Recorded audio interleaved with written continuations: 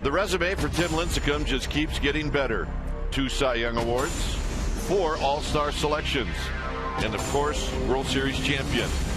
But tonight, number 55 is only concerned with living up to one other title, the stopper. Lincecum looks to give the Giants a win after a tough loss last night, and he takes on the Mets next.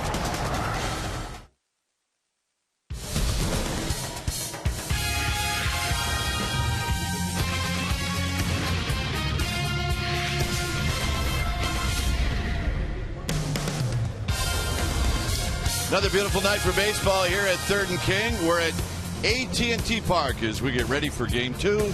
It's the Mets and the Giants. Hi again, everybody. I'm Dwayne Kuiper. Alongside me is Mike Krupko. Well, the Giants took it on the chin last night. They lose 5-2. Close game until the bitter end. And, Mike, this is what you have an ace for, Tim Lincecum.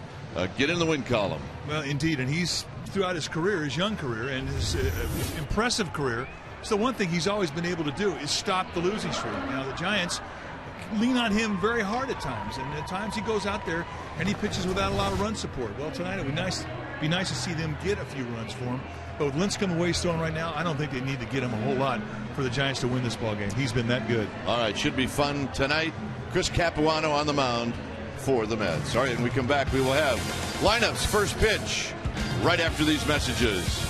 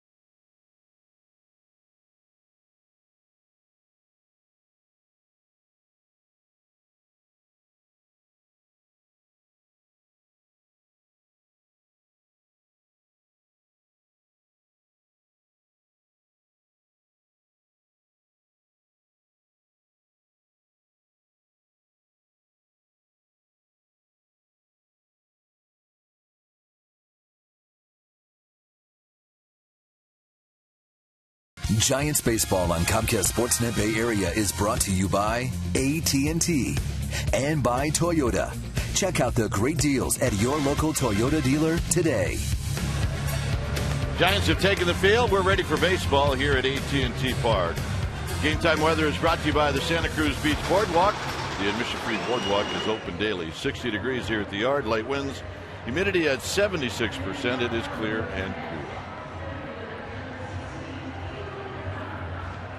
Here's a lineup that Tim Lincecum will be facing. It'll be Angel Pagan to lead things off, followed by Justin Turner, and then the big dog, Carlos Beltran. His numbers against the Giants this year, very good. Murphy will hit cleanup, then it's Jason Bay, followed by Duda. Josh Tolley will hit 7th, and it's Tejada followed by Capuano pitching and batting 9th. On the hill tonight for the Giants will be the right-hander Tim Lincecum, 27 years old, in his 4th year at the big league level. Former first-round pick this year, 18 starts, 6-7 with a 3.14 ERA. You see the strikeouts to walk ratio, fantastic. Still averaging over a strikeout in a fastball, curveball, slider split, which he calls his changeup. 2-1 lifetime against these Mets with a 3.07 ERA. Slow roller hit to Huff. Huff will glove it. Tag Pagan running by, and that's how this game gets started. Defensively, the Giants are going to set it up this way behind Tim Lincecum, starting with the outfield. Pat Burrell will be joined by Rowan and Sherholtz. That's your Giants outfield. Crawford and Sandoval on the left side of the infield. Tejada again back at second base. Get used to it. He'll be joined by Huff on the right side, and Chris Stewart will be in the squad putting down the signs. Here's Justin Turner. Turner 0 for 5 last night. Comes into the game hitting .257. 2 home runs, 34 driven in. And the next pitch is a strike at the knees to even the count at 1 ball and 1 strike. Mets are 46-43. They've won 5 of their last 6 games. This is bounced to Sandoval at third, and the Panda throws him out, 2 down. So far, only 5 pitches in this game for Lincecum. Now, I think you want to see guys try to get after it early in the count, especially right now when it's tough to see. Shadows halfway between home and the mound, and big time glare on the batter's eye out in center. So this is the time of day that is going to favor the pitcher, and it's going to be this way for about 5 innings tonight. Here's Beltran. 3 for 5 last night as he lines this one down the right field line. And you're right, not wasting any time. Sherholtz got it. His throw will be not in time, and Beltran now with his 4th hit in the series. He can hit. And that was not really a bad pitch. It was kind of a get it in. Looked like a curveball, maybe a slider, some kind of an off-speed pitch. And he just jumped on it. Look at how flat this guy's swing is. Really backspins the ball as good as anybody in the game. Bat stays in that strike, in the hitting area a long time. One of the classic swings in the game. Here's Murphy. Daniel Murphy, like Beltran, had 3 hits last night. And a strike to make it 0-1. The Mets had 11 hits last night. Beltran and Murphy combined had 6 of the 11. The single look to second and a foul back, and it's 0-2. So Lincecum added a little on that. That was at 94. Take a look at Lincecum's windup from our Ultimate, brought to you by your local Toyota dealer. You watch at the release point. Is it out in front of the foot? And it is. A good arm slot. He's in good mechanics tonight.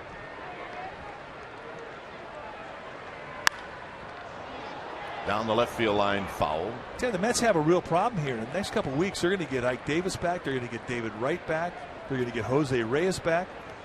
And Daniel Murphy is one of the guys who's really been benefited by all of the DL time a lot of his teammates have had, and he is really showing the National League that he can hit.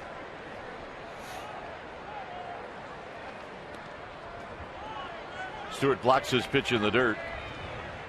It's a ball and 2 strikes with Beltran at second base.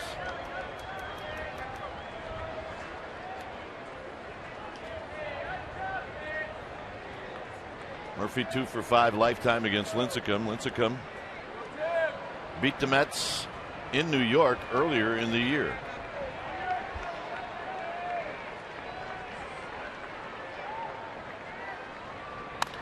Hit to right field, and nobody's going to catch it. This is going to be off of the archway number 3. Coming in to score is Beltran, and it's 1-0 New York. So the Mets score after 2 outs.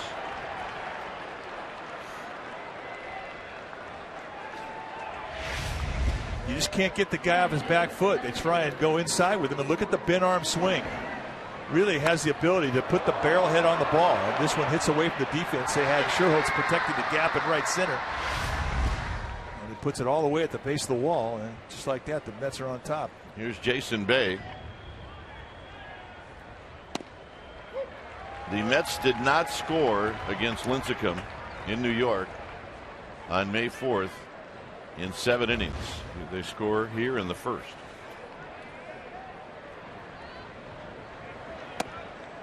Jason Bay is 2 for 7 against Lincecum in his career. 4 of the 7 at bats, strikeouts.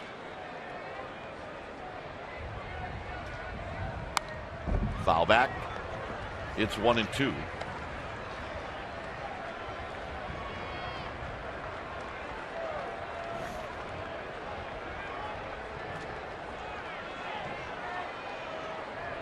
Couple of ground balls to start out the game, and then Beltran a double and Murphy a double. And Bay lifts this one into center field. Rowan shading his eyes. And that'll end the inning. A run on 2 hits, 1 left. Giants are coming up.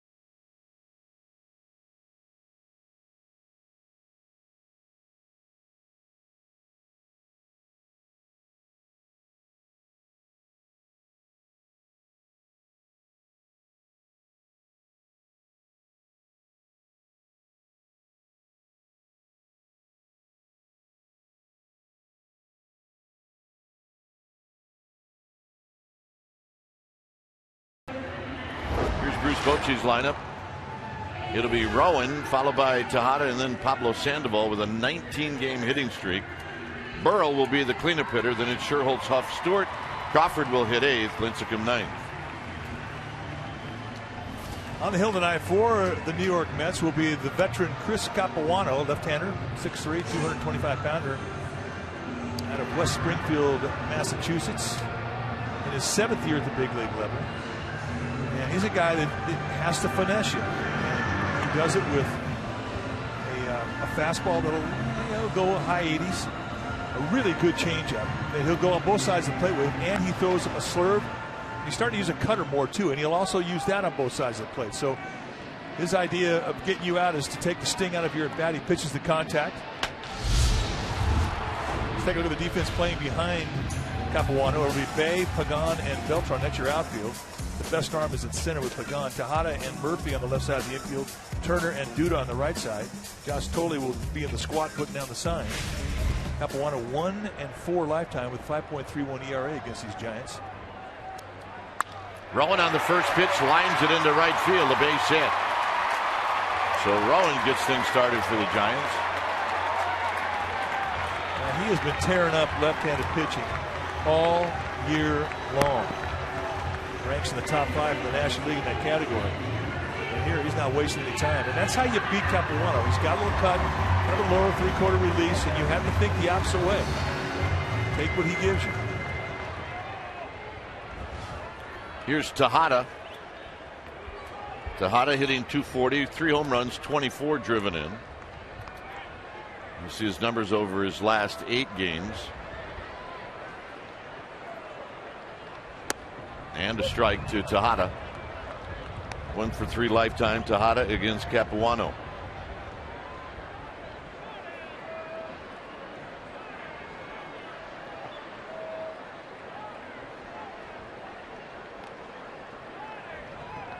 Rowan, couple of steals. He's been thrown out 3 times.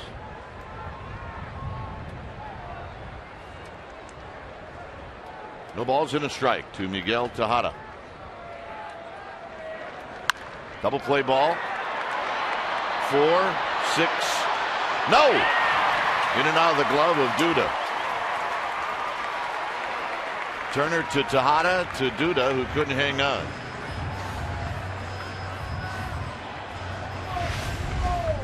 And that'll bring up Sandoval. Nice play by Justin Turner here. A little bit of a lean to the left. He had to come back against his body's momentum. Makes a nice backhand play. Good flip to Pagan, but he throws it low, and Duda could not go down with a backhand and dig it out. That's one dude I'm sure will be upset about. It's kind of a short hop. And those first basemen usually think that they should have. Yeah. Sandoval hitting .301, 8 home runs, 27 driven in.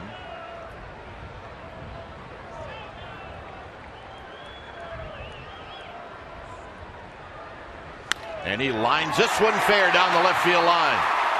It hits off that side wall. Tejada's on the move. Babe digging it out. Tejada stops at third. Sandoval's got a double. He's also now extends his hitting streak. And the Giants have the tying run at third base with just 1 out. That's official. You get to 20-game hitting streak, and everybody's going to start taking notice. And for Sandoval, he didn't waste any time. And this is not a hanger. He goes down low around the knees and hooks a little cutter right past third baseman Daniel Murphy. And right out of the box, he knows it's going to be extra bags. And for a night when it's supposed to be a time of day that favors the pitchers, the Giants are swinging the bat. And here's Pat Burrell.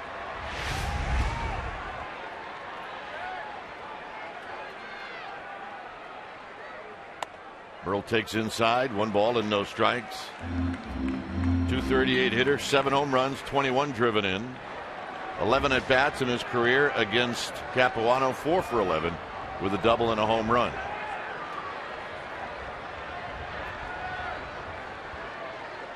Swing and a foul, maybe into the glove of Tolley, and it's 1 ball and 1 strike.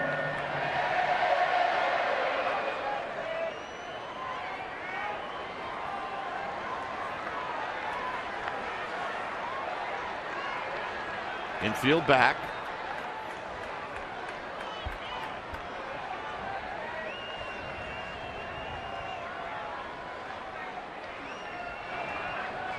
Foul back, and now it's 1-2.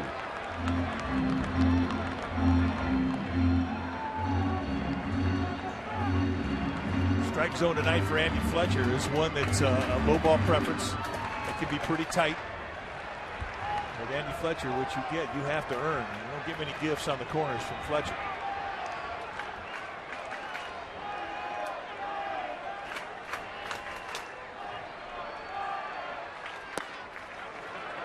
Two and 2 to Burrell. Capuano trying to get Burrell to fish. The Mets are giving up a run with their middle infield, and they've got the shortstop and second baseman playing back, so a ground ball up the middle is going to score a run. Like the whole infield's playing deep. Anything hit on the ground, I would expect Tejada to go with 1 out. You saw the umpires, Miller, Reynolds, Rackley, from first to third.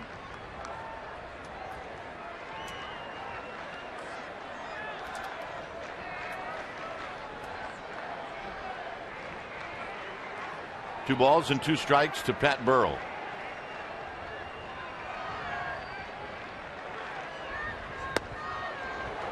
Tough take, 3-2. At that inside corner, Capuano followed that pitch too. He thought he had it. Set up in the inside corner. Tolley's target. Sticks it right off his left knee.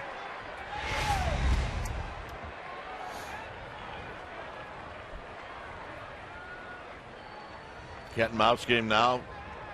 Burrell, Capuano, Tejada at third, Sandoval at second.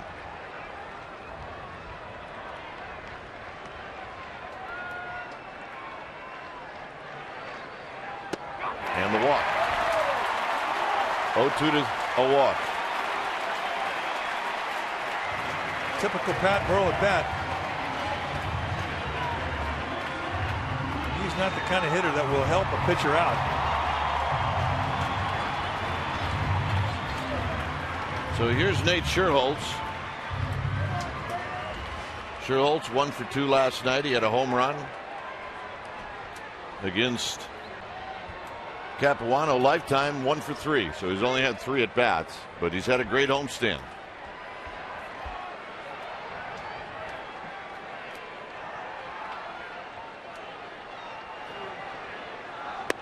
Inside, 1 ball and no strikes. You're not going to get those corners from Fletcher, especially early in a ball game.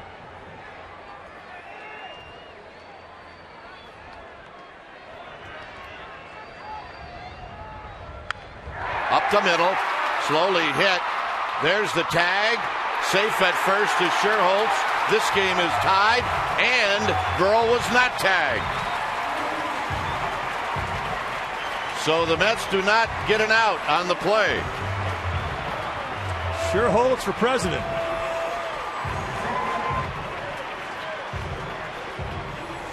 And he keeps gathering votes every day. And here's Burrell avoiding the tag from Tejada.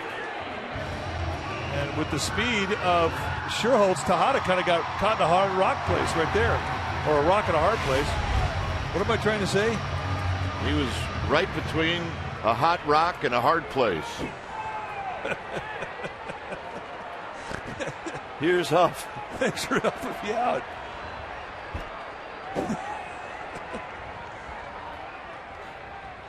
Huff rolls it foul, and it's no balls and 1 strike. Oh, you make me laugh, partner.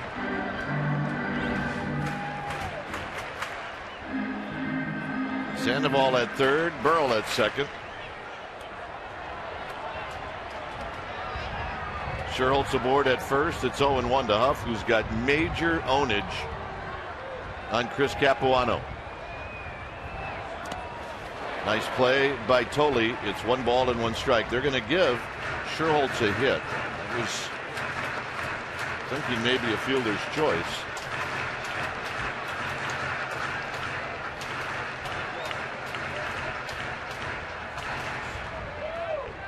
Chuck Dibdahl, the official scorer tonight, making the call. 1 ball and 1 strike to Huff.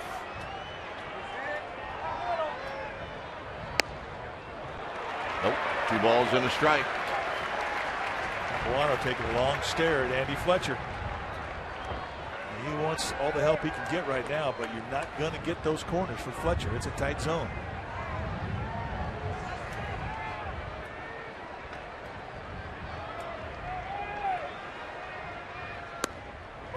And he gets that call. It's 2-2. He needed that one.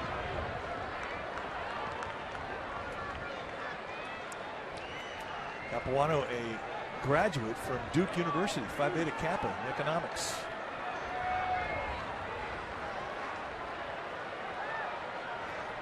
2-2.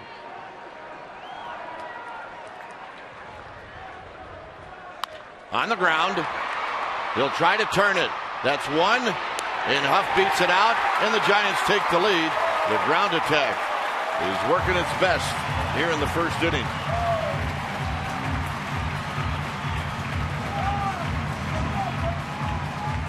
RBI number 44 for Huff. Huff rakes it to the right side. Turner goes over. He's thinking a pair. Pagan's thinking a pair, and only the speed and hustle from Aubrey Huff prevents the deuce. And the Giants take the lead. That's an easy call for first base umpire Bill Miller.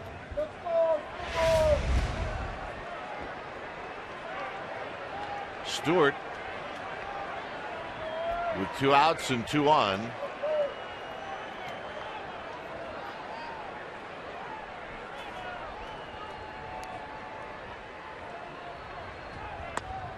Inside, 1 ball and no strikes. Stewart 3 RBIs. He's hitting .179.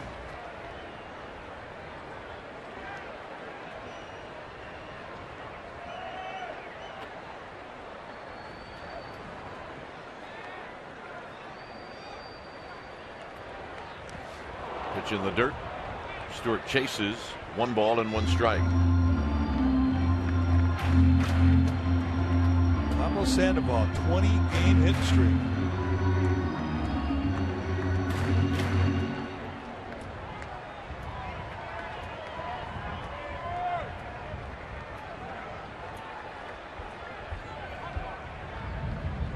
Burl at third. Huff at first. Outside. 2 balls and 1 strike. Rowan started the inning off with a base hit. Tejada then reached on a fielder's choice. Sandoval a double. Burl a walk. An infield hit in a fielder's choice. Giants lead 2-1. 3-1 to Chris Stewart.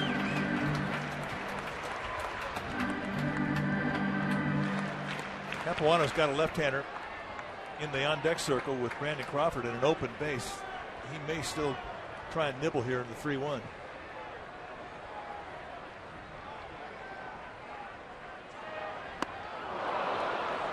Does not give into the count. Throws a 3-1 changeup and a good one, and had Stewart way out front.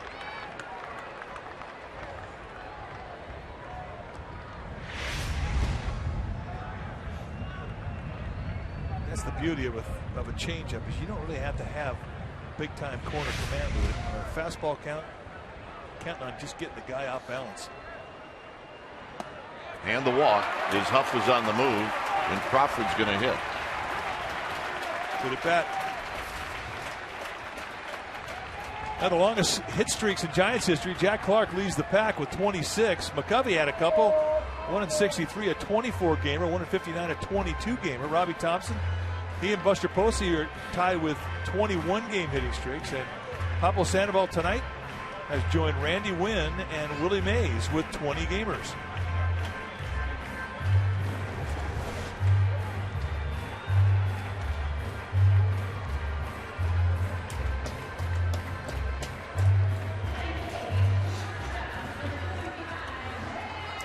Okay, let me see. Freak plus Beard. Yeah, all right, I got it. Yep, Freak plus Beard equals feared. I'm in.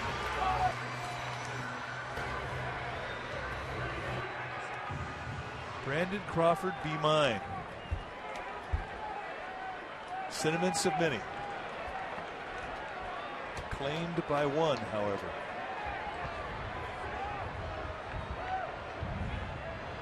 He does have a grand slam, by the way. Yes, he does. First big league home run in Milwaukee. That was the difference in that ball game. First hit. Last 6 games, he's been putting together a nice streak. 7 for 26, a home run, 5 RBIs.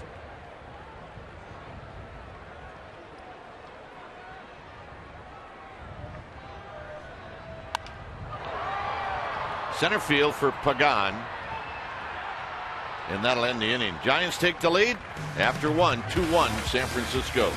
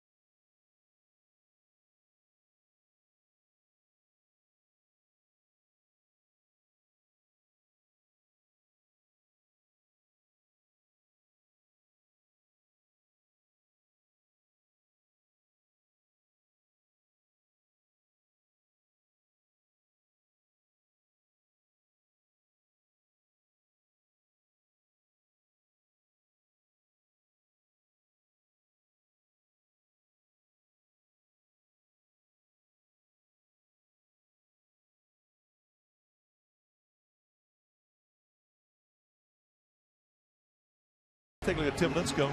His career before the All-Star break, his record before the All-Star break, 34-10. ERA 2.99. with run support, 4.9, almost 5 runs. This year, look at the run support. It's a little over 3 runs, and it explains that his win-loss record is below 500, while his ERA is pretty similar to what it has always been. Bottom line, get him a few runs. He won't let you down. Here's Lucas Duda, 2-1 Giants.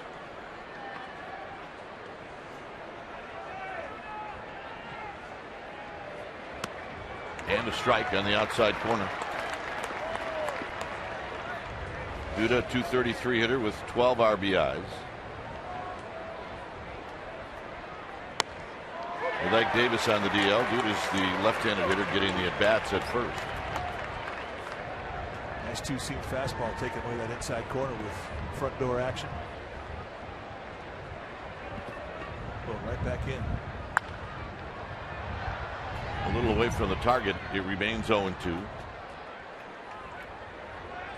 Duda, for a big guy, I mean, he's pretty close on the dish. 6'4", 255-pounder.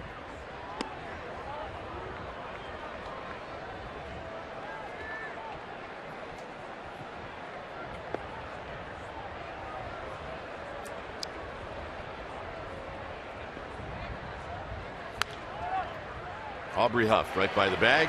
Take it himself. All right, Amy G is here, and let's check in. All right, gentlemen, very good news to report on pitcher Jonathan Sanchez. He threw a bullpen today, and Bruce Bochy said on Wednesday he will face live hitters in San Diego during the Giants workout. He will be evaluated, and then he will be sent on a rehab assignment. Gentlemen? All right. Here's Josh Tolley. John Sanchez saying that his biceps tendonitis has all but calmed down. Starting to get itchy to go out and get into a game again.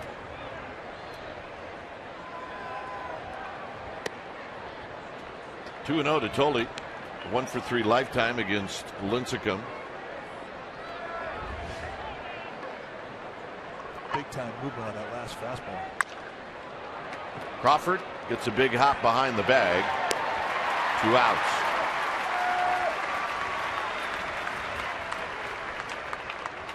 Anytime you see Tim Lincecum getting ground balls, you know he's got knee-high command. Because once that ball gets down around the knees, it gets sink. Once it gets up around the waist, it gets fade, which means from a right-hander, it'll move away flat from a lefty or into a right-hander. But he throws a lot of two-seam fastballs. And when he's down around the knees, that's when you see hitters beat that thing consistently into the ground. Here's Ruben Tejada, the 8th place hitter. He's 1-for-3 against Lincecum.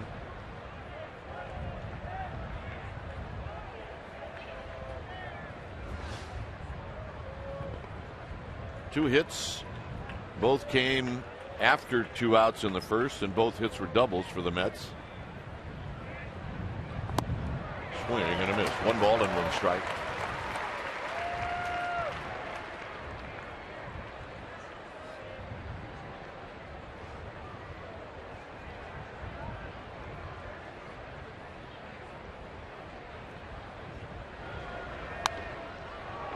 Right over the backstop as it shoots down below.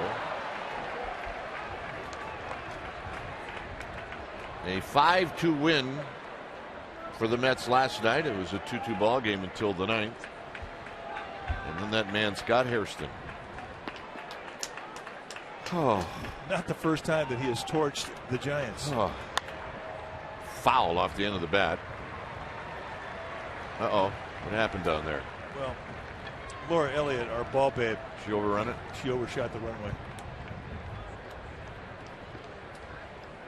It's all right. She'll get a redeemer later on. Absolutely.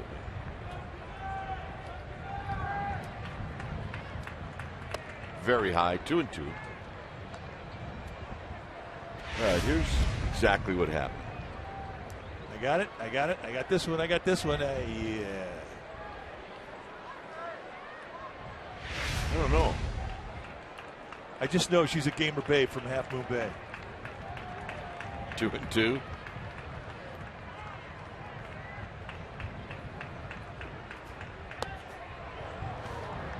full count with Capuano on deck.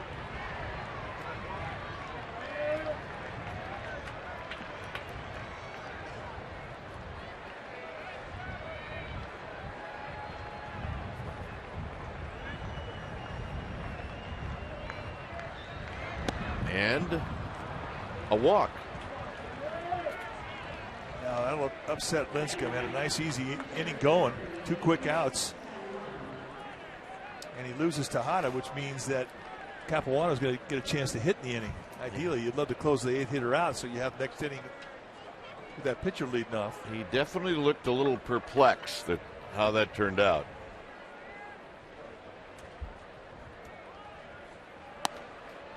Capuano takes a strike. He's 2 for 25.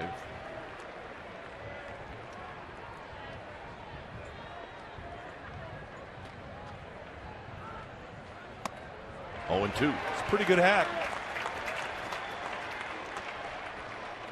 See a swing like that, it certainly warrants a breaking ball.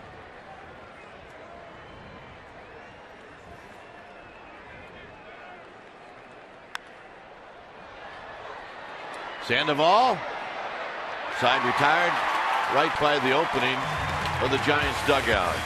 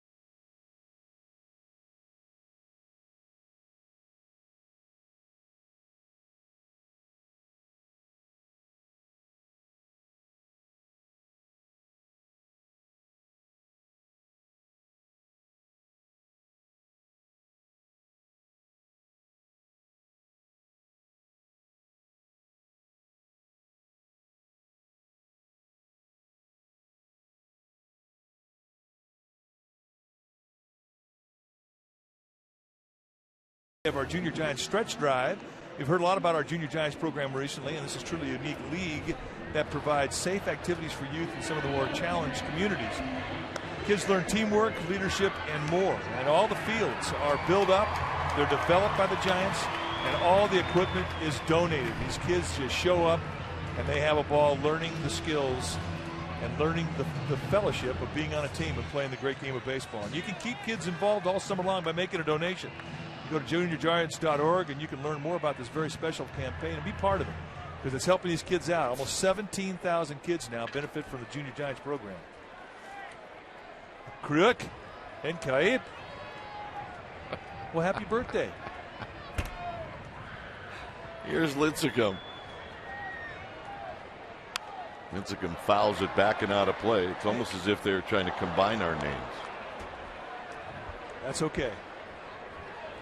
Yesterday, Tim Lincecum was flipping balls out to right field like we've never seen. Oh, yeah, he hit like 6 or 7 of them. Aubrey Huff checked his bat to see if it was corked. And it caught the eye of all of his teammates who were stretching on the sideline while he was taking his rips. Some of the Mets as well.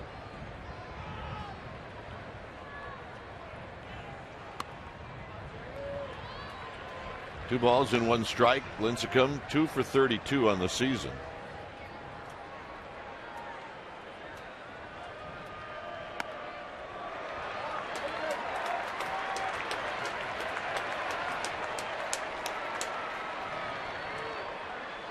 Capuano takes a walk. He knows he had a rough first inning through a lot of pitches. He does not want to start off the second inning walking the pitcher.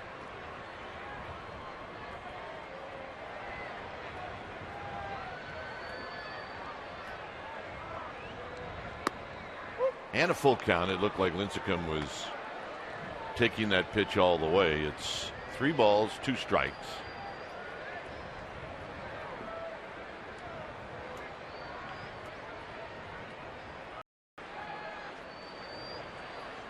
And he got him. Comes back. First strikeout. Giants Baseball and Comcast Sportsnet Bay Area is brought to you by Cache Creek Casino Resort. Play the zone only at Cache Creek. Win a chance to play the Red Hot Zone. Visit cachecreek.com for details. Here's Deb Sullivan with the 2 daughters. And that's Deb's mom. Rowan takes low.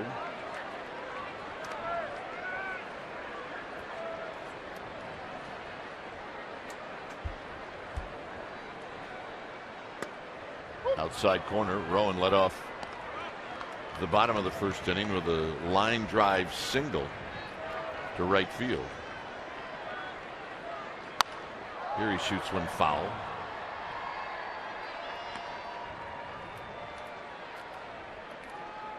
Really wraps that bat to start.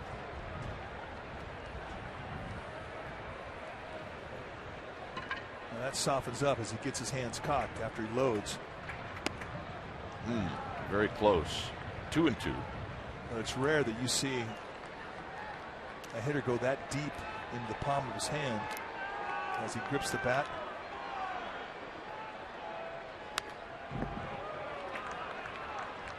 He does a lot of things in the batter's box that are unorthodox. The way he squats and holds that squat in his pre-pitch position. There you see he really wraps it in that tight grip, but when he comes in hitting time, he's in good position. Murphy from third. 2 outs. And a guy like Rowan can get away with some of the unorthodox movement that he has because he's so strong.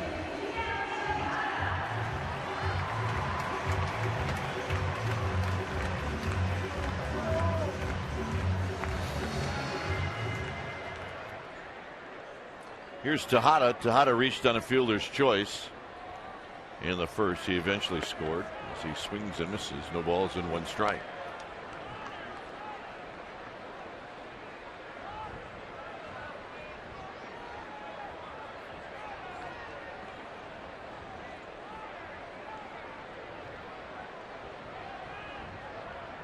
Two outs, nobody on.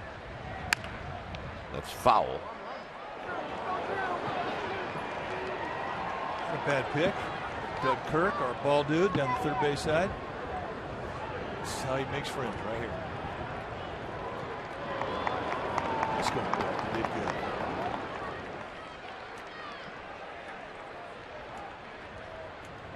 Oh, 2 pitch to Tejada. This will be out of play.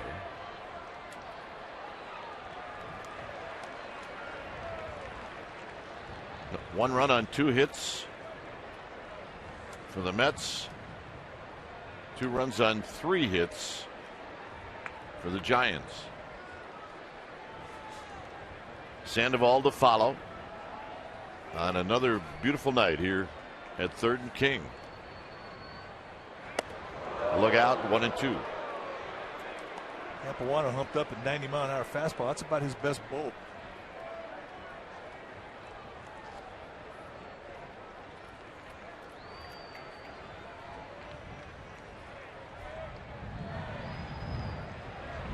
And Tejada out swinging to end the inning. After 2, Giants on top 2-1.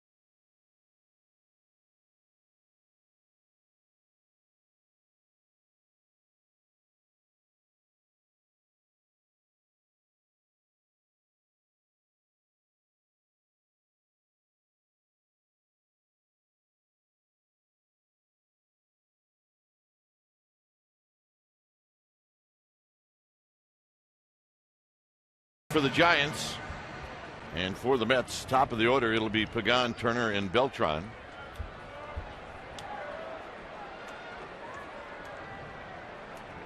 Pagan bounced out to Aubrey Huff.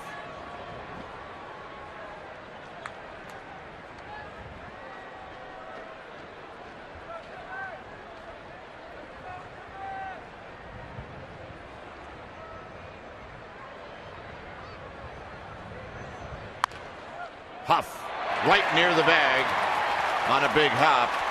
1 out. All right, let's check out our Ford right choice. What a big day today for Derek Jeter, 28th player in Major League history and the first Yankee with 3,000 hits.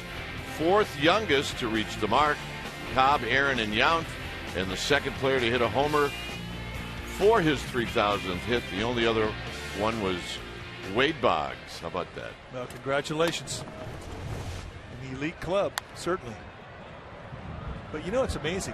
3,000 hits, all in a Yankee uniform. And there aren't many guys anymore that can lay claim to that. Tony Gwynn could lay claim to it. George Brett could lay claim to it. But in this generation, that's going to be rare. Yep.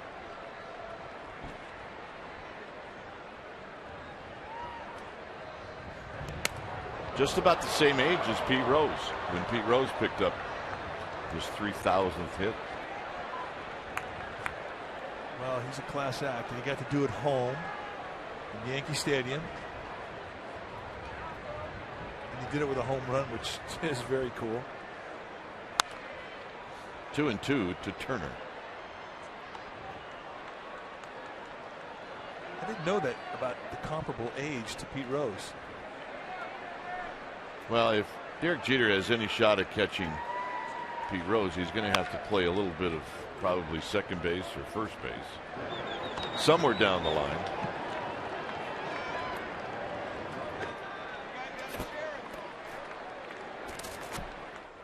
Or, you know what, just pull a Robin Yount. Go to center field? Yeah.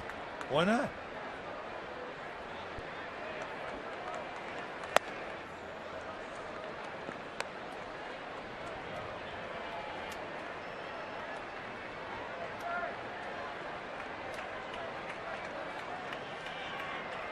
Three-two pitch. Scherholtz. Well, you can see the reflection of the sun in his glasses. Yeah, it's nasty in right field right now. Definitely center field. Here was a 3,000th hit, a home run.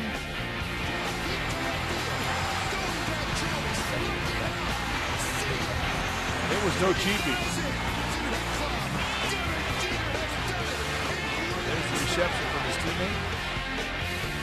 What a moment. And the Yankees won that game 5-4.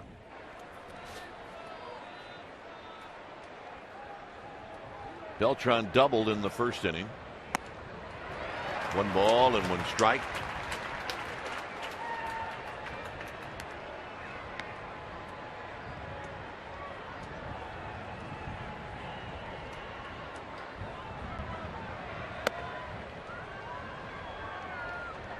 I don't think the Yankees could have drawn that scenario up any better. Unbelievable. I think if you're a hitter who gets to that milestone, you want to do it in front of your hometown fans. Yep. When Tony Gwynn did it, he was in Montreal. They didn't have a very big crowd.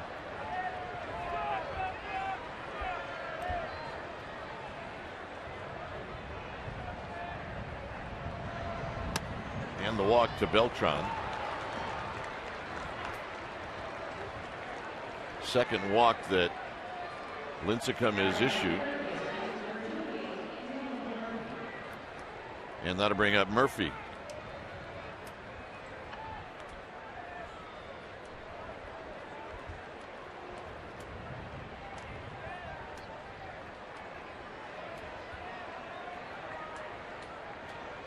Murphy doubled. 1 hop archway number 3 in the first inning. And he takes a pitch wide, 1 ball and no strikes.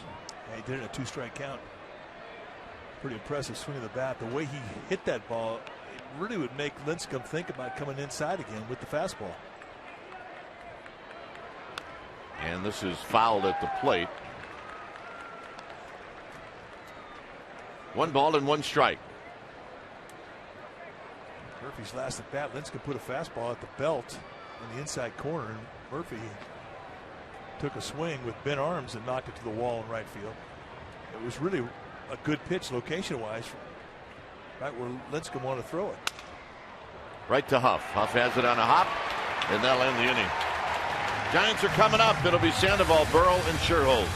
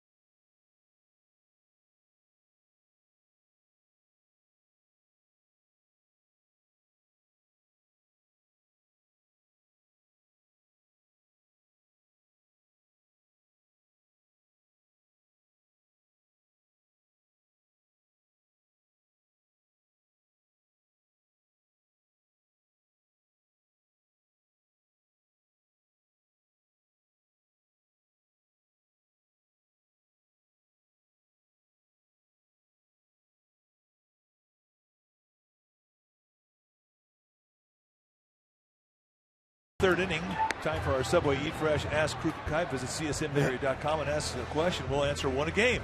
This one comes from Adrian from Palo Alto. What can a batter do when he's not seeing the ball well? Well, one thing you can do is you can open up your stance slightly. Make sure you have both eyeballs on the ball. Yeah, turn your head, square it up to the pitcher. And take some stride out. A lot of times guys aren't seeing the ball because their head's moving. Take some stride out.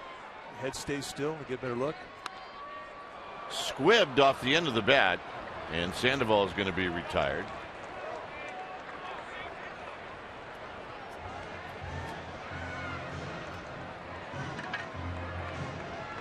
I'm surprised at how many guys go into a slump because they get a lot of bounce in their head. They take too big of a stride, their head dips, and they don't see the ball well. And then the other thing, it's kind of an obvious, but sometimes it helps. Get glasses. Yeah, go see. Go get your eyes checked. Here's Burrell, who takes a strike at the knees. Be surprised at how many big leaguers wear contact lenses.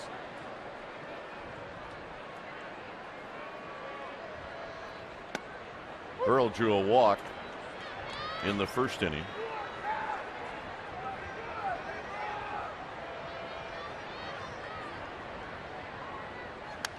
Swing and a foul back.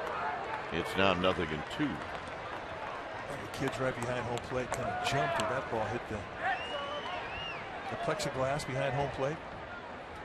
Those are great seats right there. All right, watch the kids jump as the ball hits the plexiglass. Boy, they jumped. Take our word for it. 1-2 to Pat Burrell.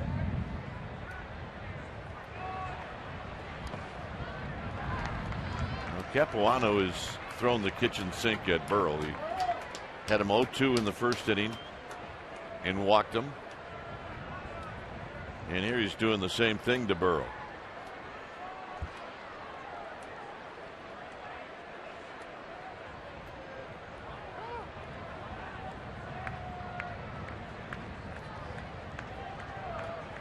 Two hits for the Mets, 3 for the Giants. Another sellout crowd here at the ballpark. And the 2-2 pitch to Burrow. Got him.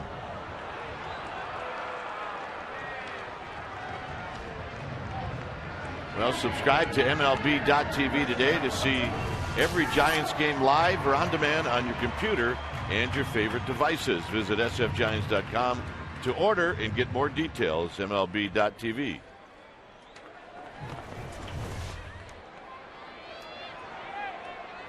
Here's Nate Scherholtz.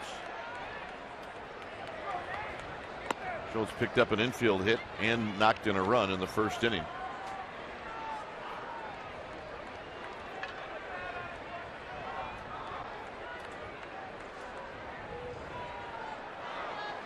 Swing and a miss. Way out in front. 1 ball and 1 strike. This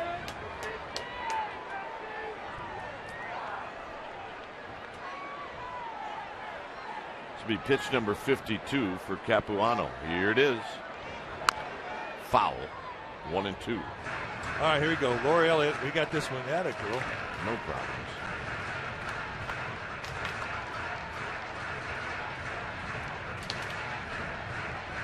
Yeah, redeemer.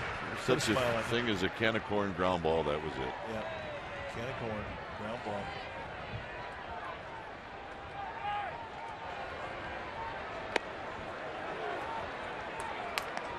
Carving turkeys. Well, that's how he pitches. He's got to carve that turkey. Turkey being the strike zone, he's kind of trying to shave the corners of that turkey. Can't really make mistakes out of the middle of the plate. Doesn't have that kind of stuff to challenge. Scherholtz in on his fist. Takes a bit of a big hop for Duda. He stays with it, and that ends the inning. Wins.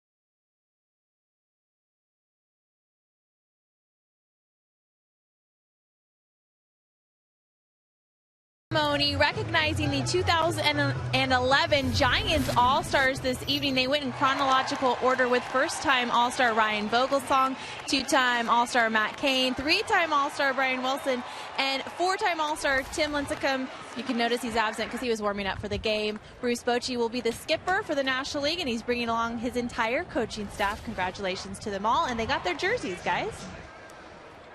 Looking good. That is snakeskin, or make-believe snakeskin that formed the numbers of the All-Stars this year being held down in Phoenix. Kind of the desert theme. Looking forward to it. It's going to be a lot of fun. Yeah. Jason Bay takes a pitch inside 1-2. Giants with a 2-1 lead here in the fourth.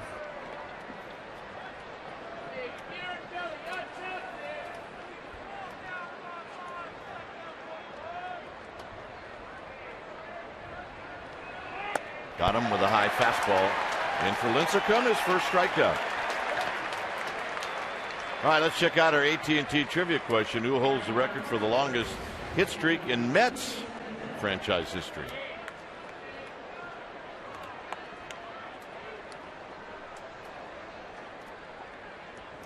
That's the only Mets record that's not held by Tom Seaver. It's true.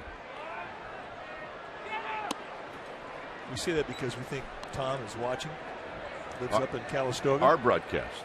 Exactly. Well, he's in Northern California. Yeah, he doesn't even cheer for the Mets anymore. No, I don't know about that. No, he doesn't. He told. Duda with a half swing. It's 1 ball and 1 strike. But when you see Tom Seaver now, you're not going to talk about baseball. You're going to talk about growing grapes, because that's what he does. And it is a passion of his. You get a better chance of him signing a grape than a baseball. That's true. And he can do it. One of baseball's really great gentlemen and a great guy. Fouled at the plate. It's 2-2. First 5 seasons in the big leagues. First to 1,000 or 1,000 strikeouts in the first 5 major league seasons. Number 1. Down the left field line and out of play. Well, Tim Lincecum put himself on that list, and he's moving up the list. He'll have the rest of the season to add to that total.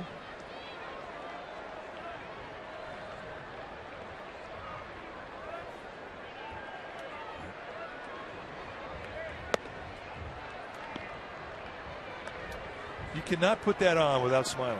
I'm sorry. That's just a happy hat. You cannot go out with a guy that puts that hat on. I'm sorry.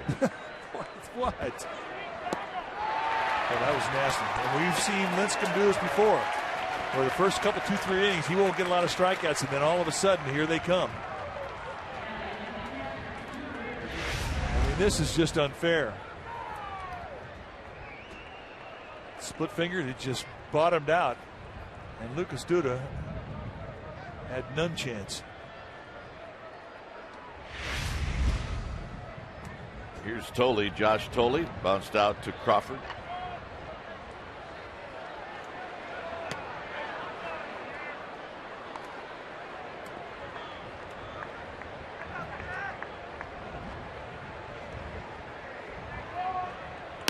And strike. Oh, this guy's with him now.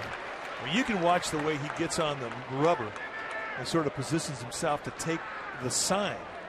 It's all part of rhythm. And he has definitely got a rhythm going, much different than when he started the game. Slowed it down just a little bit.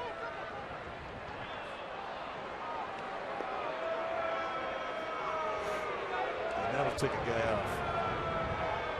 And it will mess with his rhythm.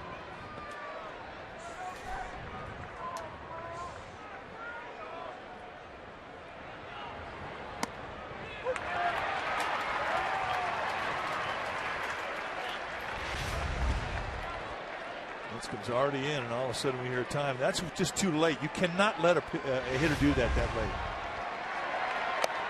If Lincecum was out there and he was holding him and he was trying to ice him down, I could say, okay, fine, but he wasn't.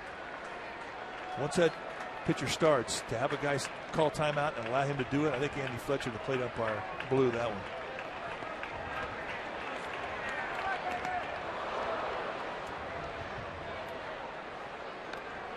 So a full count to Josh Tolley.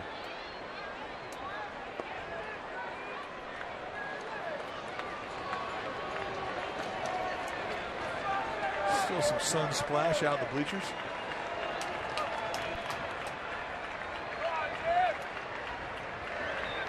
And the walk. That's the 3rd inning in a row where he's retired the first 2 guys in the inning, and then the 3rd guy, he's walked. 3 walks now on the night. Let's take a look at our McDonald's True Stories in this day in Giants history. We go back to July 9th, 1988. That's at Candlestick Park. Chris Spire hits for the cycle, and the Giants beat the Cardinals 21-2. The 19-run margin of victory still stands as the San Francisco Giants record. Also, Ernie Riles hit the 10,000th home run in Giants franchise history. Wow, a lot going on in that game. Here's Tejada. Tejada on the first pitch, lifts it out to Sherholtz.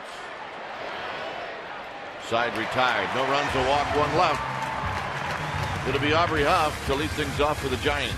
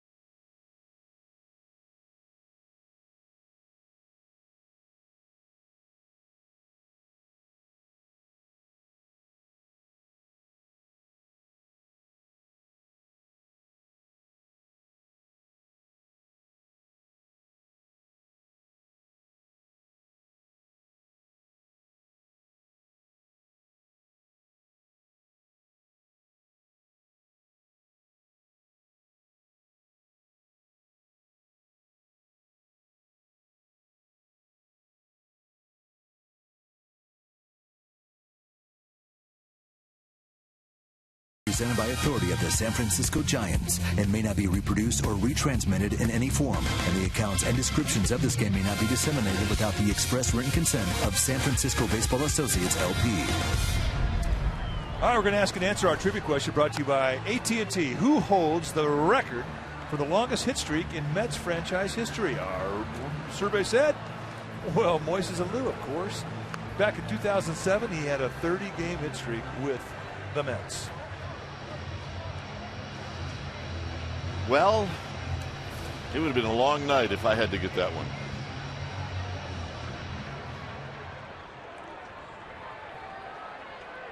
But he can hit. He can hit. I bet he could hit right now. Mo Alou can hit. Here's Aubrey Huff. An RBI for Huff on a fielder's choice. Right now it's the difference in the game as he will lead things off in the fourth. No balls and one strike.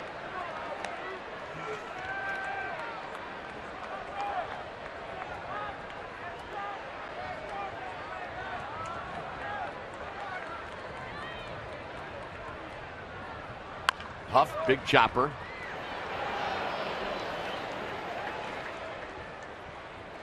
And that'll bring up Chris Stewart.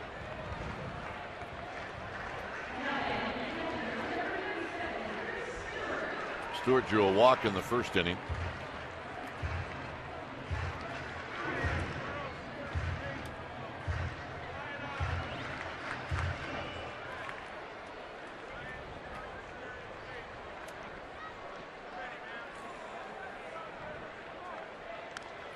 Fouled at the plate. No balls and one strike. Oh, yeah. He's a world champ.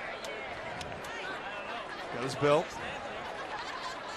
You're supposed to have like two guys behind him holding that belt up. That's right. Don't you have to have an entourage if you have a belt like that? Absolutely.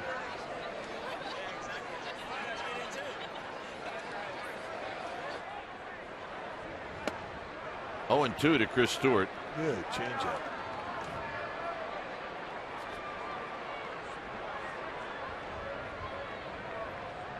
Only 5 hits in the game. And the Giants with a 2-1 lead. They're going to come inside to Stewart. And it's high, 1-2.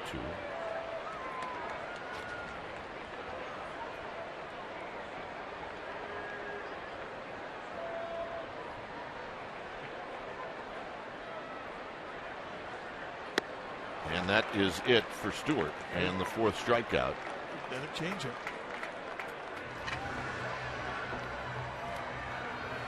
Bruce Bochy before the game. There you see the location of a perfect pitch. You're ahead to count 1-2. You stretch the stone out a little bit, get him to chase. Perfect changeup. What'd Boat say?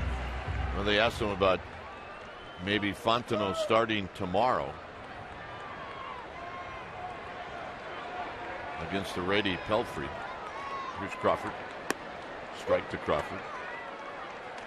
Should I may give him a start tomorrow? We'll see how it goes tonight. He could help us at both second and short. It's good to have him back. He's a good defender, and he will give you some quality at bats.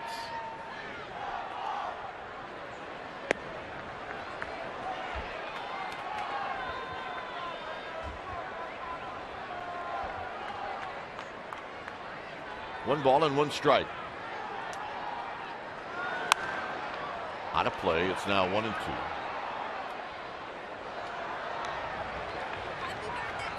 Fee, fi, fo, fum. Victory is spelled Lincecum. All right. You'd say that if you're a Giant.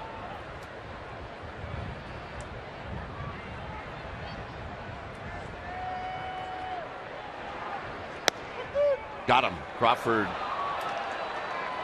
is called out to end the inning through 4. It remains 2-1 Giants.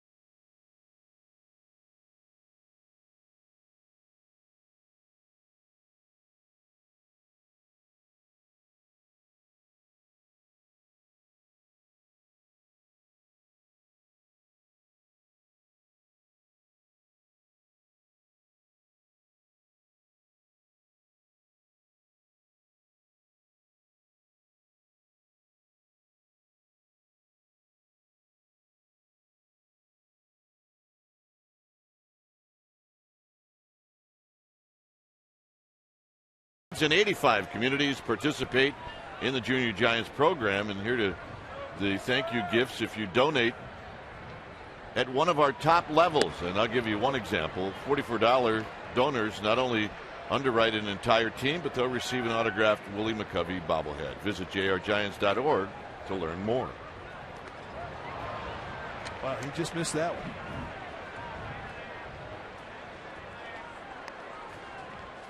See, you always run the risk of doing that when you take a big league at bat. You can be embarrassed. And in that particular swing, Capuano a little overmatched.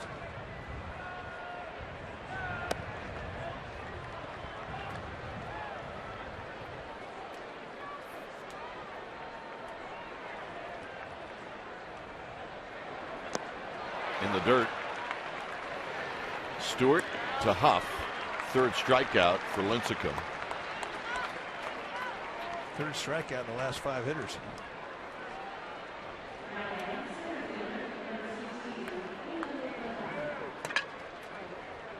Here's Pagan.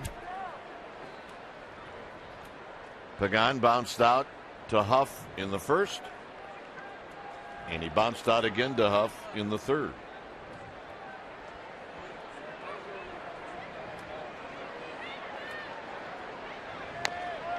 And he almost bounced out to Huff again here in the fifth. Good split right there. And Pagan totally lost his lower body.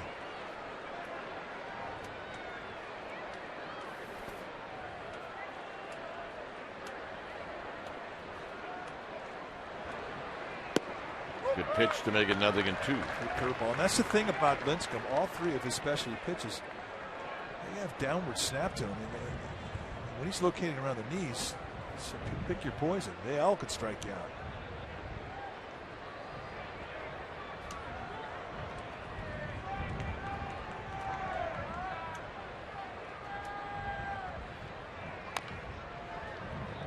Foul. Again, a defensive swing. This is just about the usual start to night games here at AT&T Park, 7:15. So the hitters have had to deal with some shadows in the sun splash hitting background since this game started. Now, about the end of the 5th inning, it starts to get fair. Got him. And the strikeouts just keep adding up. Now tomorrow night it's a 5 o'clock start time, and it won't get really fair till the 7th inning. Here he goes right with a fastball on Pagan in an abbreviated 0-2 protect swing. Goes chasing. Just blows him away.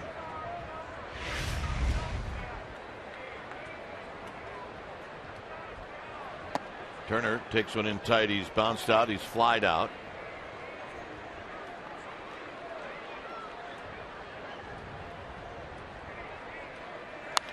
Out of play, and it's 1 ball and 1 strike.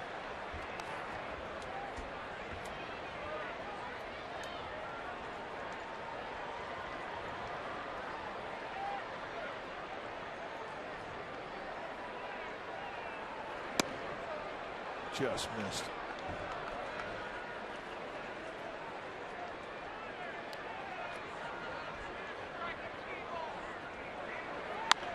Into right field. This is a fair ball.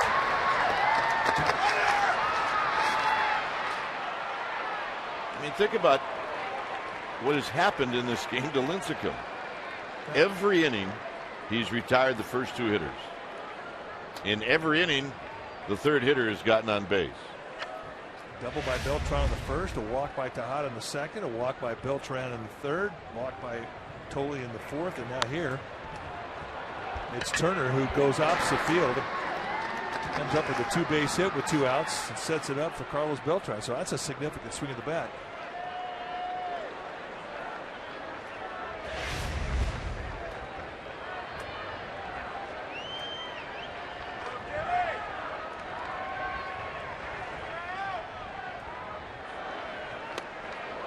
High to Beltran, 1 ball and no strikes.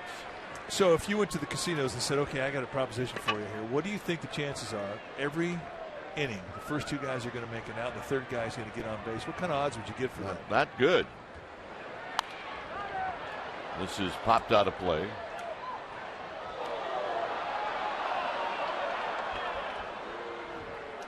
Ball hit the club level and bounced all the way back down to the lower level. Yeah, that should never happen. Yeah, I agree. I think you should deserve to be booed. Our folks in the club level are really good. 1-2. Perfect location, that fastball above the hands. Got Beltran to bite. And I think Beltran's one of those guys that he'll chase more above the strike zone than he will below the strike zone.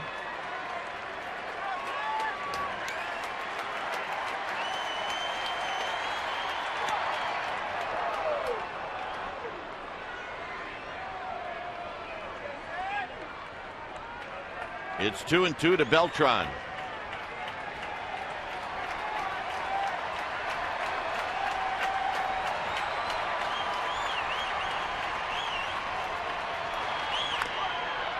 And Lincecum stays in on his hands.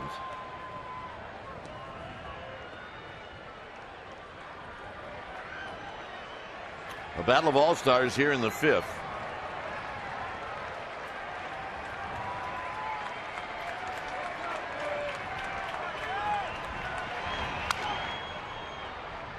Standing there again. Whoa. Be careful. Nice play. Stayed with it.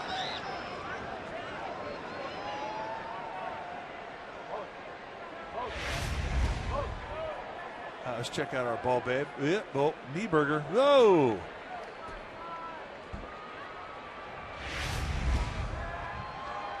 She's still smiling. Did not rub it. Gamer.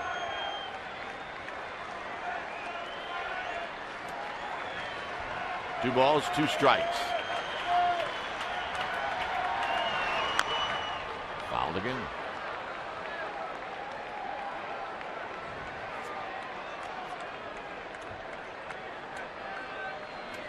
Beltran and Lincecum in a good battle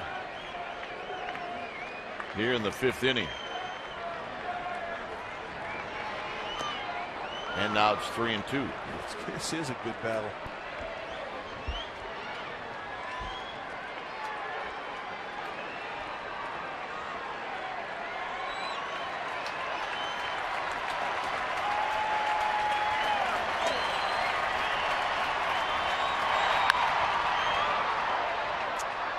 Burrell will chase it, and it'll be out of play.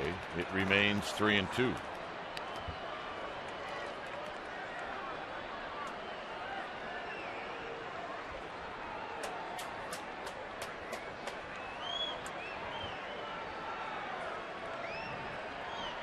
See the pitch total for Lincecum. He's at 90.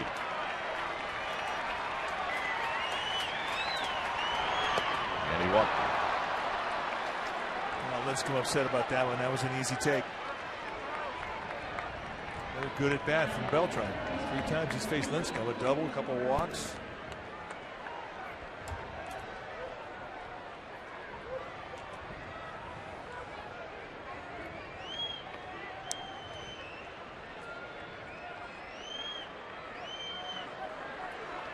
Murphy has doubled and he's bounced out to Huff. No balls and 1 strike.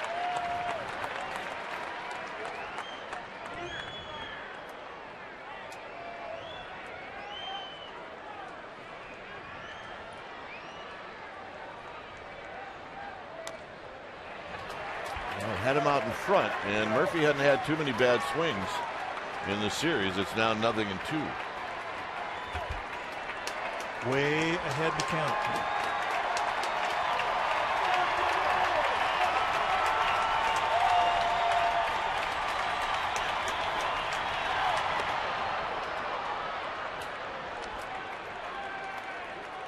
I mean, that doesn't really do a whole lot to set up a pitch. However, if you go back down the dirt now, you might get him to bite.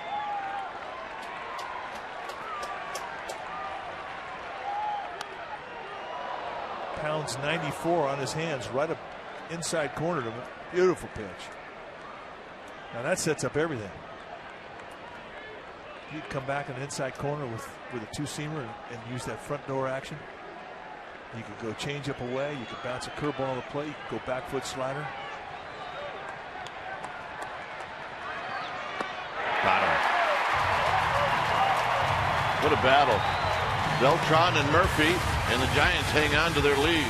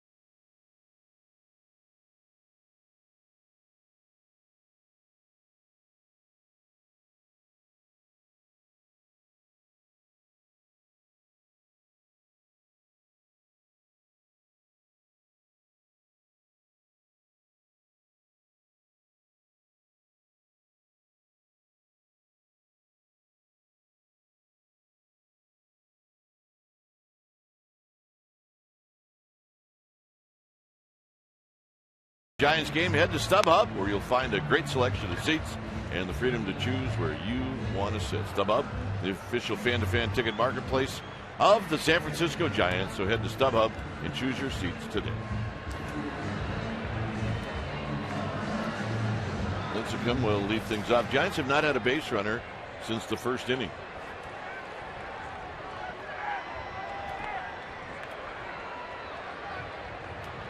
Lincecum struck out in the second.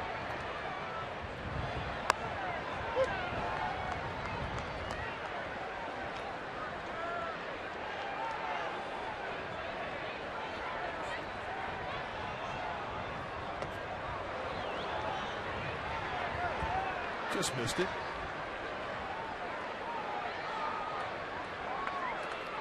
Rowan to follow, and then Miguel Tejada. A 2-1 lead for the Giants.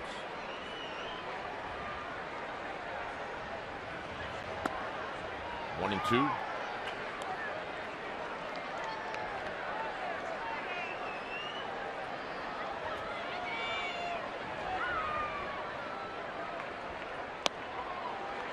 That's the one thing about Lincecum. I mean, he takes batting practice. He seldom takes it against a left-hander, and you're darn sure not going to take batting practice against a left-handed pitcher that throws breaking balls like you see him now.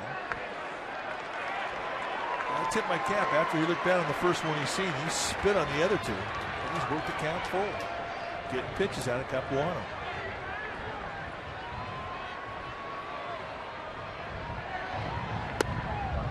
How about that? All right, let's check in with Amy G. All right, gentlemen, that Buster Posey's a man of his word. I caught up with him today for another webisode of Buster Knows Squat, and fans can catch it right now on CSNBarry.com. Buster tells us where he's at in his rehab, and he talks about his visit in the booth with you two. You might want to catch this one, guys. CSNBarry.com. Buster Knows Squat. I had the feeling Buster was trying to get, I don't know. I think he was going after my partner's job. Well, you know what? I was getting that feeling too. What, 15 years he can have it? Now, if he wants it.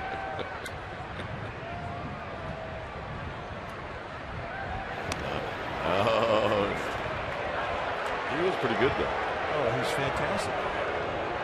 Give him about a month behind the microphone, he'd be unbelievable. But he's one of those guys too. Baseball's not going to let him go when he's done playing. And he'll be able to do whatever he wants. He can go on the field as a coach or a manager, go in the front office, broadcast, Spanish radio, whatever he wants. There's the San Francisco spirit. Yeah, let's see some spirit.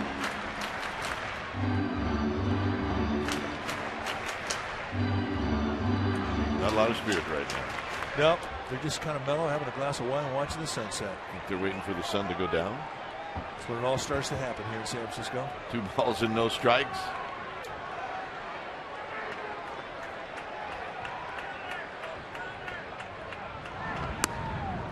Rowan wants that one back. It's 2-1.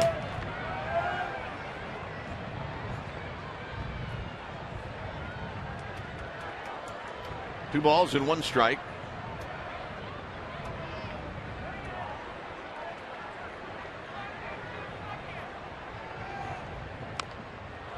Off the end of the bat. Second for 1, and that's it. You think hitting isn't frustrating? You take a 2-0 pitch right down the middle of the plate, and then you swing at some soft stuff and hit it back to the pitcher. Frustrating? Yeah, it'll definitely make you want to take a bite out of that bat hit. But the good thing is that it did not go down as a double play, so the Giants still have Capuano in the stretch, and they have a faster runner on first base.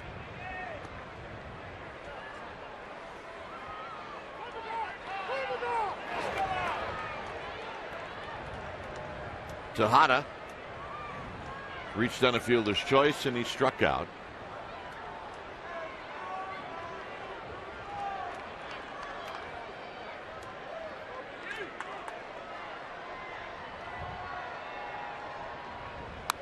Foul back.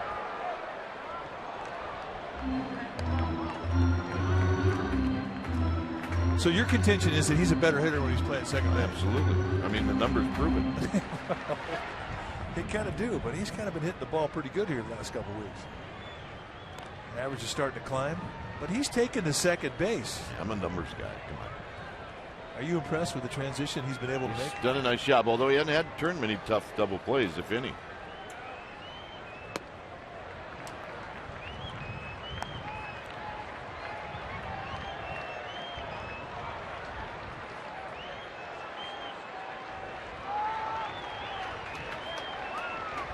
One ball and one strike.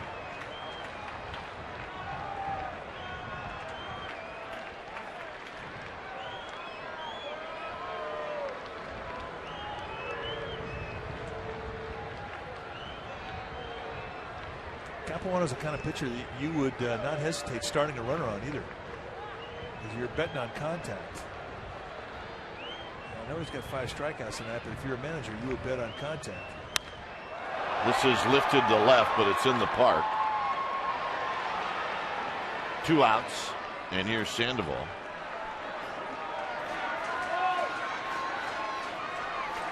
The Cardinals trailed in this game by a pretty good sized number. I believe it was 6-1, and they come back and they beat the Diamondbacks 7-6. Pujols hit a 2-run home run in the 8th inning to tie the game. Well, that's good news out of St. Louis, because they have not been playing good ball against the Diamondbacks. Sandoval is 1 for 2, doubled in the first, bounced out in the third.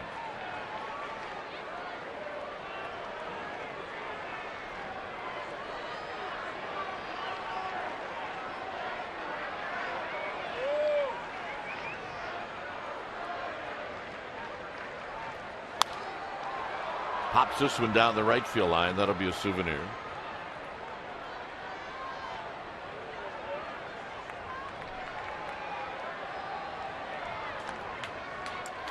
Cal Poly alum, #1 Giants fan. It's my birthday. Well, happy birthday, Meat. Former Mustang, got a bid.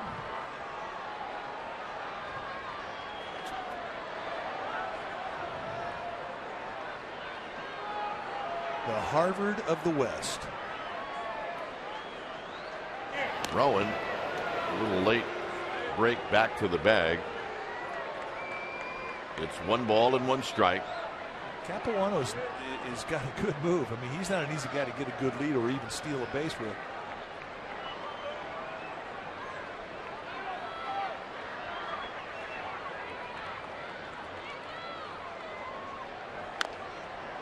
Foul, 1-2.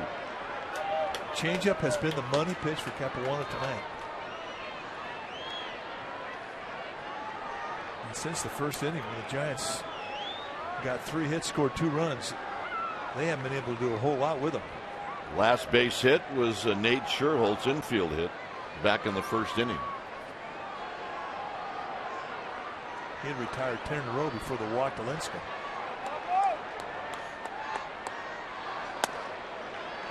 Well, you can see Sandoval wanting to jump on that. When he took it, it's 2-2. No, that's pretty good discipline right there. You're right. Of late, teams have been taking advantage of that pitch with 2 strikes. The elevator fastball, he hasn't had much success laying off it.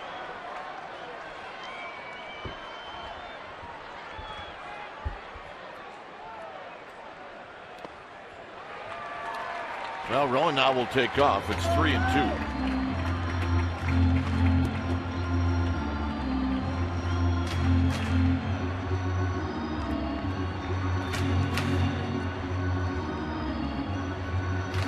Straightaway defense, employing not much of a shift at all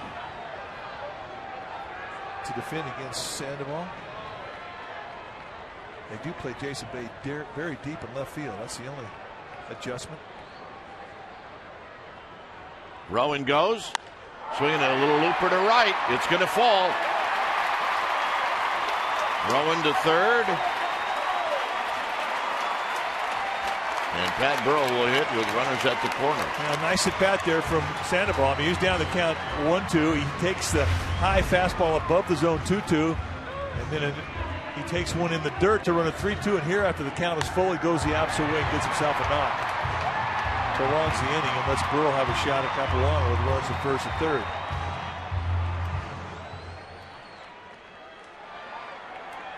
Sandoval's average just keeps going up. He's now hitting .307.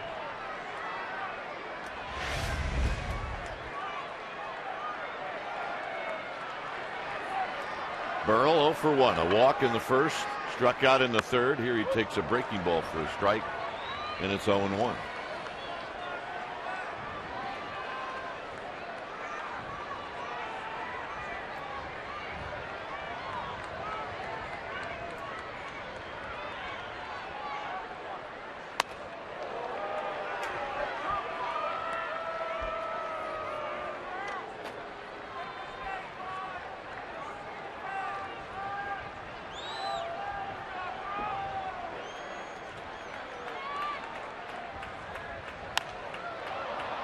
Popped up. Murphy. Side retired. Giants strand a pair. 6th inning coming up.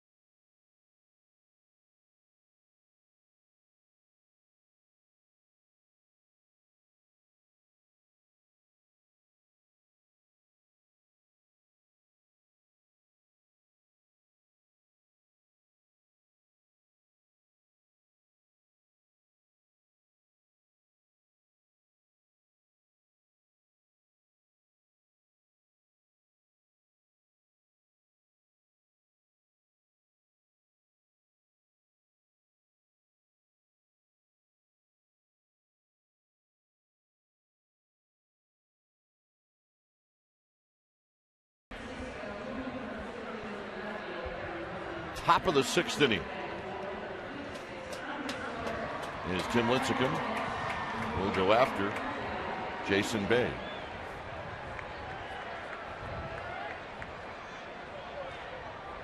And the first pitch to Bay is a strike on the inside corner. Aaron Rowan moves from center to left. Andres Torres comes into the game. He is now the Giants center fielder.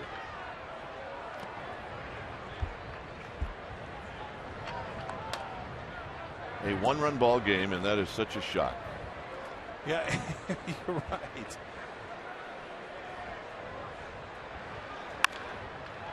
Sandoval to his left. Got him. All right, it is the Coors Light 6th inning. Now it's time for the Coors Light freeze camp. We go back to the first inning, 2 out, 1 on, and a fly ball into the sun out to Aaron Rowan. And watch him shield his eyes with his glove. Nice little extra shade to help the sunglasses, and that's our Coors Light freeze camp brought to you by Frost Brewed Coors Light, the world's most refreshing beer.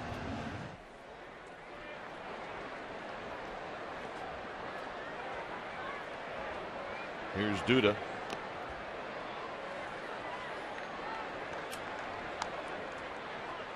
Duda is bounced out, and he is struck out.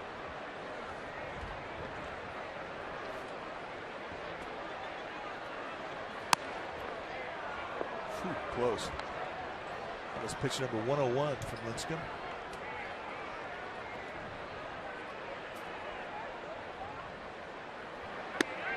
Right there at the knees. Haven't had too many people turn around and question Andy Fletcher. 2-2. I think when you see guys that have strike zones that are a little bit tighter, you don't see quite as much rubbernecking. Certainly not from the hitters.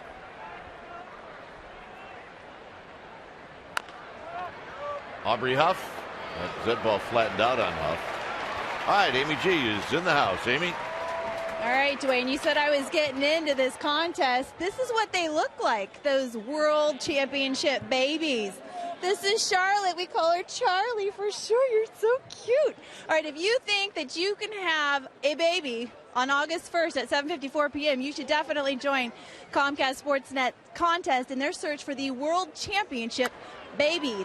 Baby born closest to 9 months, Charlotte, 9 months after the final out of the World Series in 2010. We're looking for August 1st, 7:54 p.m. Go to CSN Bay Area for details. I think Charlie wants her mom back, though. Here's Josh Tolley, and the pitch is high. 1 ball and 1 strike. 6th inning in a row that Lincecum has got the first 2 hitters of the inning out. Down the left field line. Fair. Unbelievable. That is unbelievable. 6th time in a row that after 2 outs, the guy hitting 3rd in the inning got on base.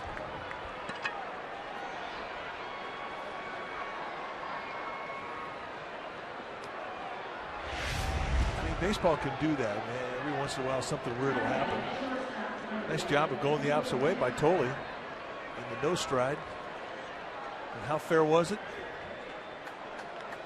Chalk shot. Here's Tejada, a walk and a pop-up.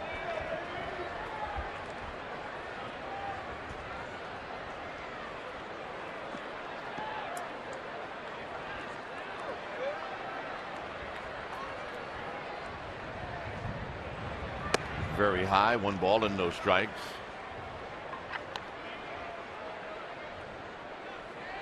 Willie Harris is in the on-deck circle. That is the pitcher spot.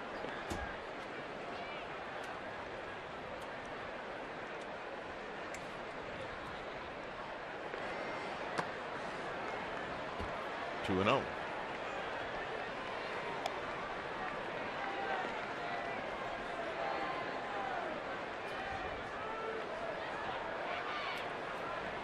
See it headed down to the bullpen. 2 balls, no strikes.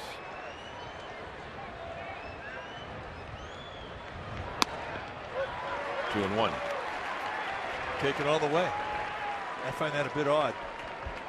You get that kind of count leverage. Your team's down, you have runner in score position. Lincecum, he'll take it. I just think sometimes, Mike, guys that aren't RBI guys don't think like RBI guys. 2-2. And then the swing at the 1 below the zone. The lefty in the Mets bullpen is Tim Burdack, their only lefty.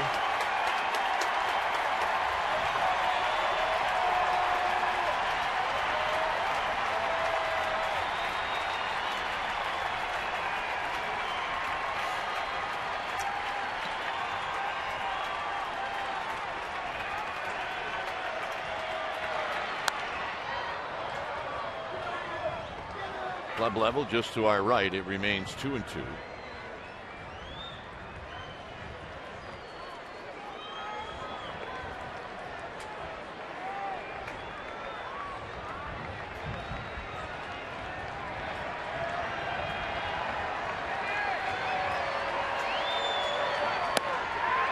Three and two.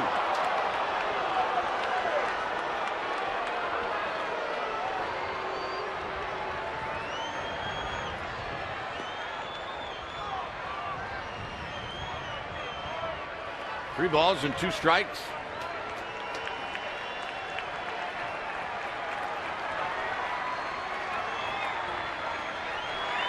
Got him. 6 strikeouts for Lincecum.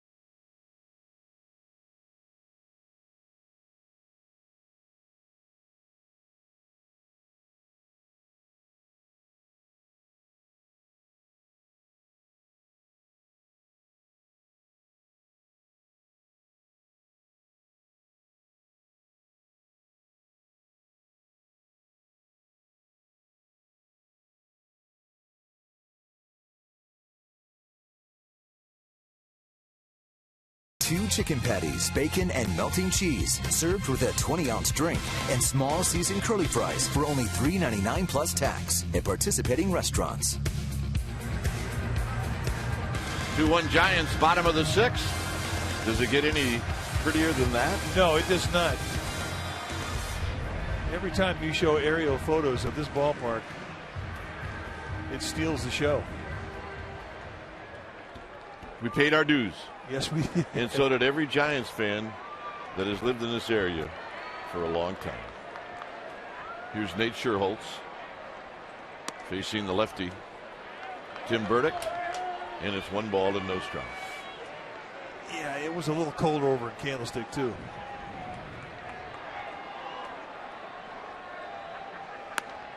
There's a strike. The best part about Candlestick Park was the name, Candlestick Park. And then they took that away from us, too. It's not happy about that.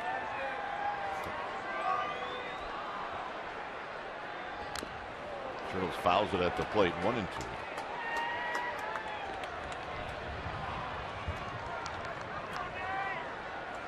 Tim Lincecum's night is over. 114 pitches, got him. 4 hits allowed, 4 walks, 8 base runners in 6 innings, 6 strikeouts, 1 earned run. Good outing.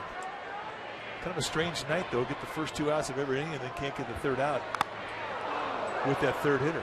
Boy, totally just got it again.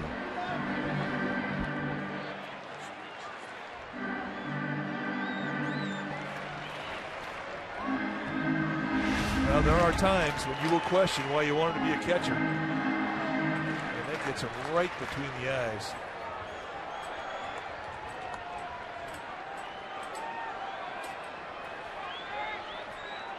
Ouch.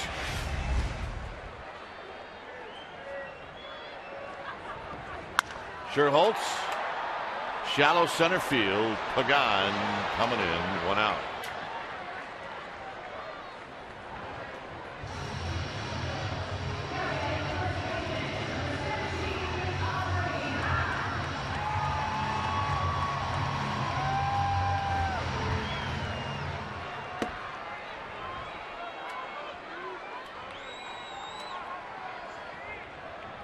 Here's Aubrey Huff with nobody on and 1 out.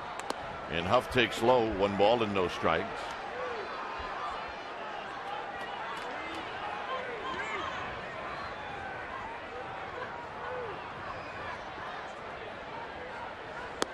And a strike. Big breaking ball to Huff. Huff has got an RBI on a fielder's choice. That happened in the 1st inning. In the dirt, 2 balls and a strike.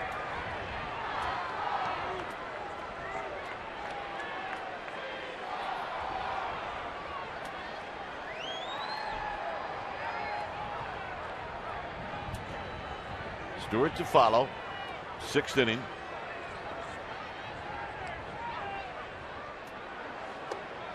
Three and 1.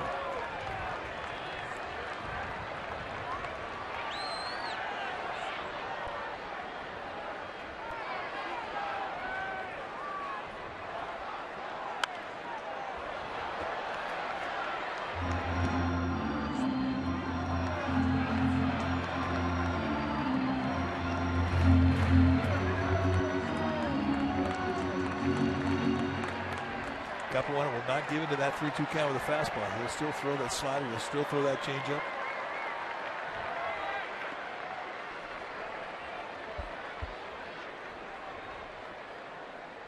Huff takes the walk.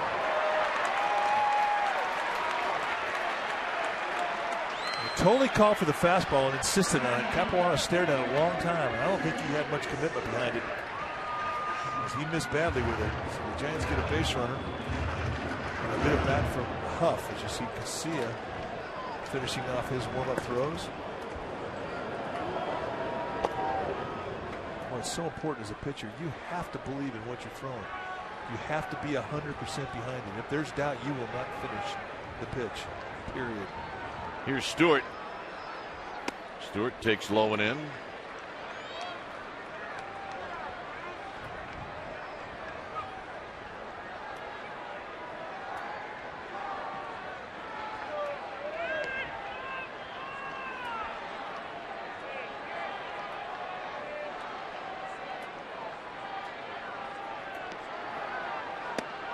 a strike. So Burdick comes into the zone to make it 1 ball and 1 strike.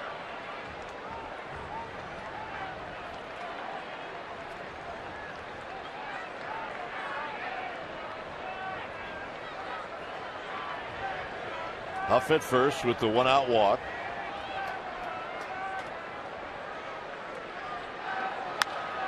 Hit to left field. Bay will put it away. 2 outs for Crawford.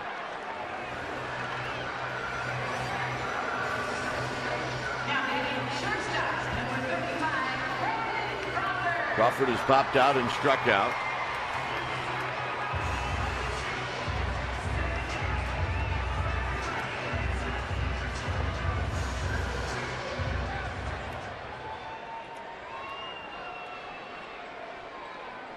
Every at bat he gets against a left-handed pitcher is a test. You want to be an everyday player up here, he's going to have to prove that he can hit him.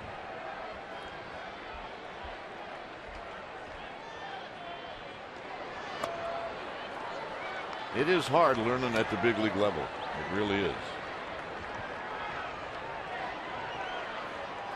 But this kid is playing for one reason and one reason alone, is he just takes care of everything defensively at short.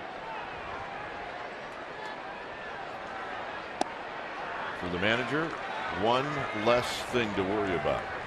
And if you're a manager that has to worry about defense at that position, you're never going to sleep. No, you will not. Nor will any of your pitchers.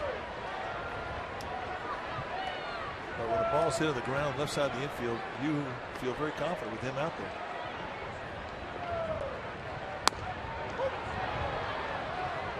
But you watch what his strengths are as a hitter. Number one, he's got a good idea of the strike zone. He doesn't often go out of the strike zone. And number two, he's got opposite field approach. And that's going to be his key, to be able to beat lefties the other way.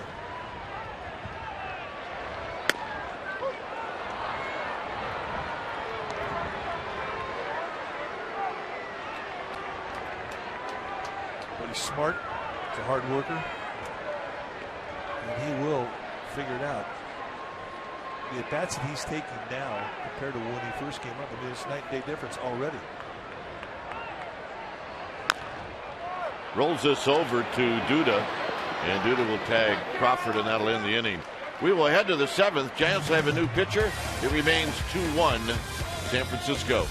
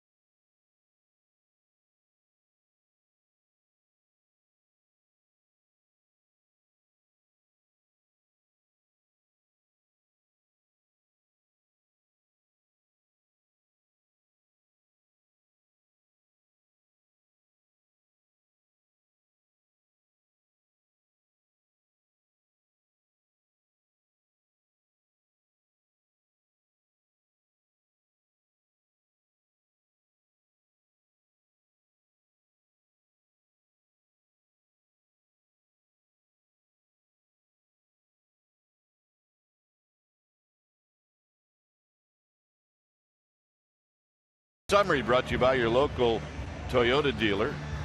Giants with a 2-1 lead. Capuano was good. He gave up a couple of runs in the first inning. Murphy's got a double. Lincecum was just a little better.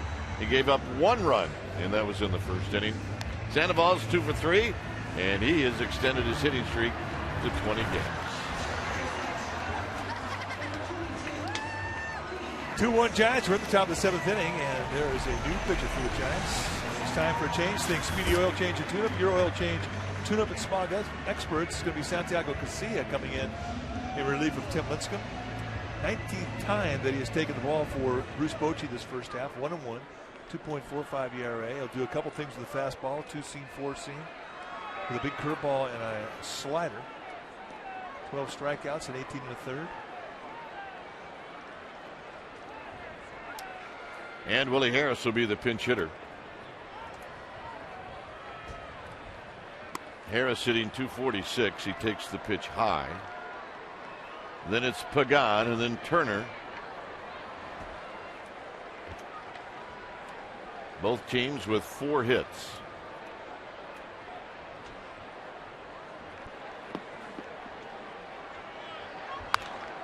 Huff.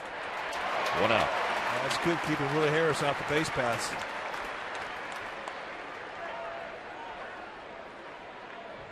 Big first out, and that does wonders to calm down a guy coming out of the pen. Get the first pitch strike, first out of the inning. I mean, it does wonders for everybody who's a pitcher, but a little different when the guy's coming out of the bullpen. Oh, yeah. Oh, yeah. All right, I want to party with the lady in the gray dress. She's freelancing. Oh, yeah. Oh, yeah. She's a dancing machine. She isn't dancing with anybody. Just a natural flow. Somebody will join me eventually. I know it.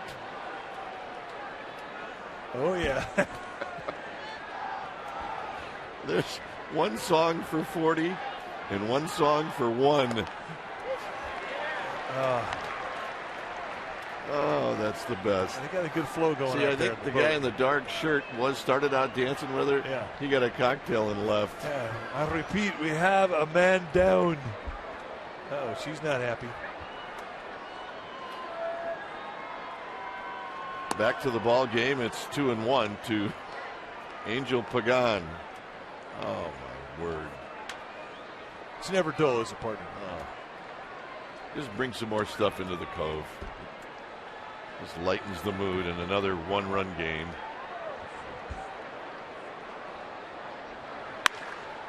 Sandoval, 2 down. You don't get much time. You got to come in to respect the bunt.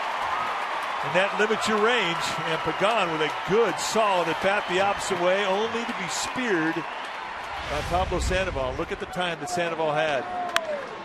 None time. Time it took to fall down.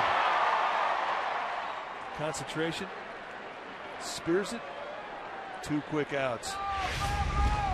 Which means? It means that this is going to be a tough out for Santiago Casilla. Tim Lincecum 6 innings. Every inning he got the first 2 outs, and every inning the third hitter in the inning got on base. And here in the 7th, Casilla has done the same thing. He's got the first 2 outs.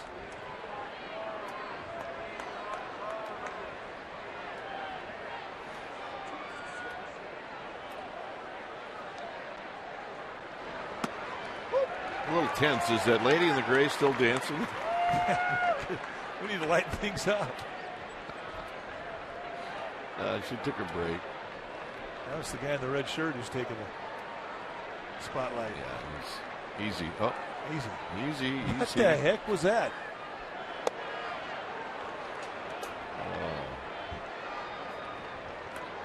You just never know what you're going to see in the Cove.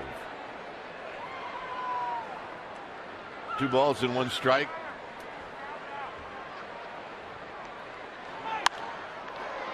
Sherholtz. Side retired. 1-2-3 inning. Let's a little tense here.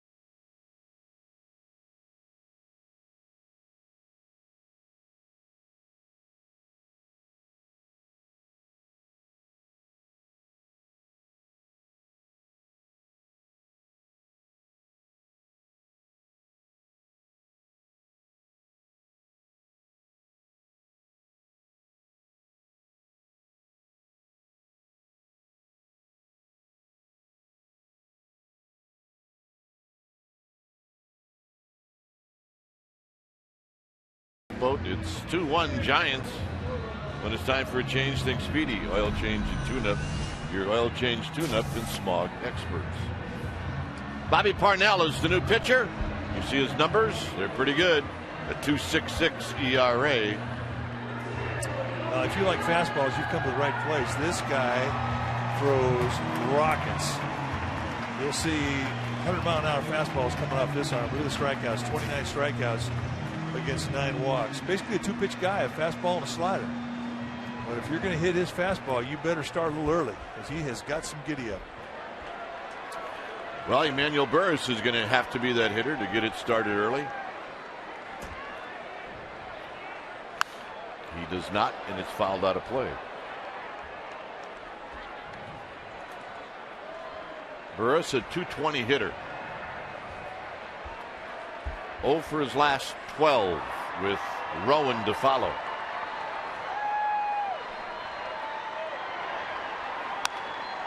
Oh, and 2.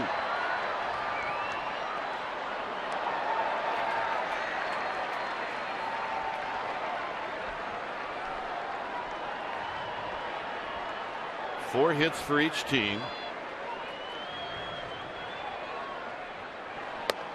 All the runs have been scored in the first inning. 1 for the Mets, 2 for the Giants.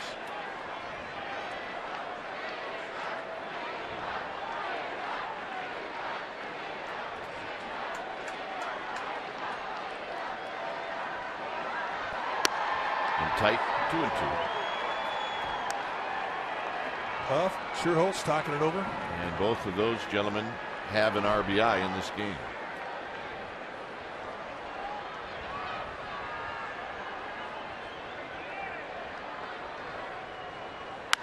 Out of play. Burris might do this for a while. 97. Starting to add on to that velocity. Parnell was a 9th-round pick in 2005 for the Mets, as you see Buster Posey snuggling up to Madison Bumgarner. 2-2. Yeah, those guys are going to play together a long time, partner. Well, the closer you see, Buster started out sitting on the bench. Now he's up to the railing. He's getting closer. They started out at home, right? Watching on TV.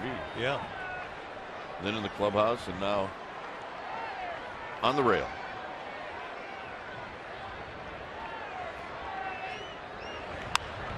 I'm telling you, he's going to do this for a while. Well, when he's got a compact swing anyway, but with 2 strikes, he really gets short. And he's tough to strike out.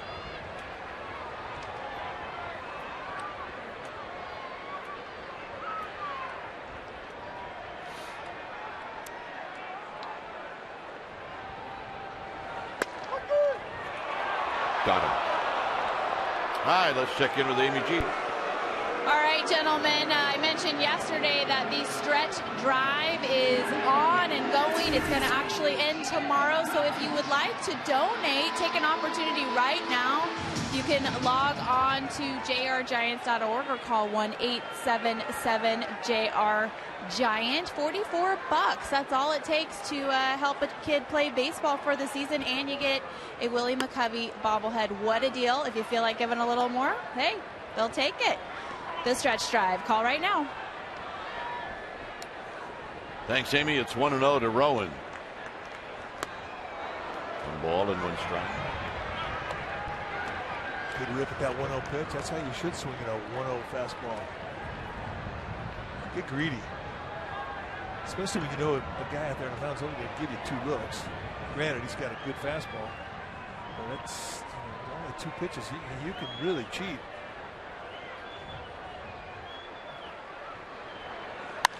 Rowan with a base hit to right. And here's Tejada.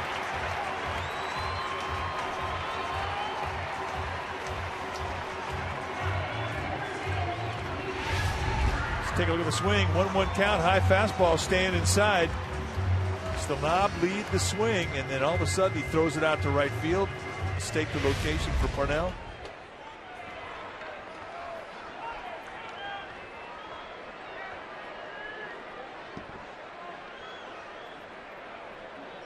Tejada 0 for 3.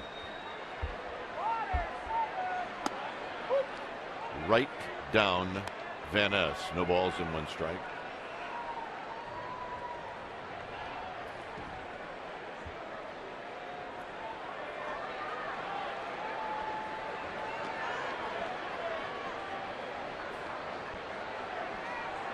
Swing and a miss. Nothing in 2. It's a high velocity slider at 88.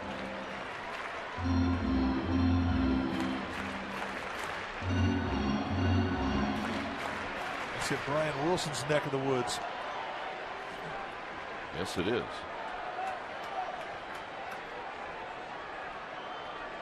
Oh, 2. Tejada tops this one foul. Rolls right through the coaching box to Tim Flannery. Bad hands. Just horrible hands. Yeah.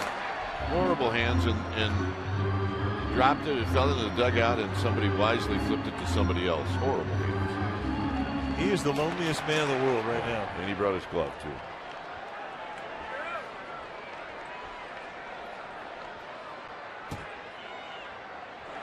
Tejada on the ground into right field, a base hit. Rowan's going to challenge Beltran. Here's the throw, and he made it. And that was a challenge. That was a challenge indeed. Beltran has a very accurate arm. And Daniel Murphy, the third baseman for the Mets, putting on a deke. And it was a pretty good one. First, let's go back to Tejada. 2 strikes, opposite field hitting again. He's been doing it a lot. Finds a hole, and here's the challenge. Beltran comes up, pure throw, all the way to Daniel Murphy. And it was going to be close. But when all was said and done, Rowan slides in, safe at third, safe and secure. And that, my friends, is New York life. Very nicely done by everybody involved. Tejada, Beltran, Rowan. And Daniel Murphy, the third baseman. Absolutely. That's what you expect out of the big leagues. So that brings out Danny Worthen, the pitching coach for the Mets.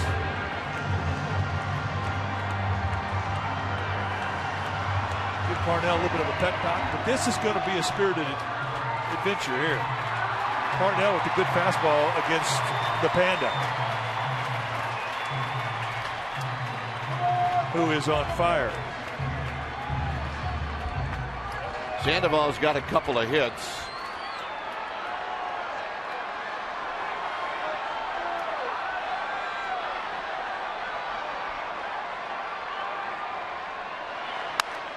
Look out. Now, with the base open and a runner already over to third base, I have to believe that Worthen and Sol Parnell don't give him much to hit. As hot as Phantom is swinging the bat right now, anything goes out in the middle of the strike zone is a mistake.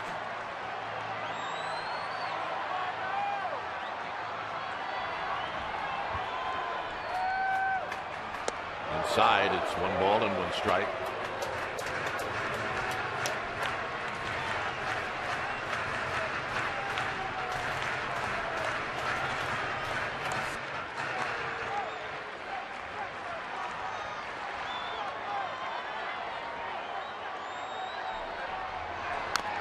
Sandoval chops it foul. It's 1-2.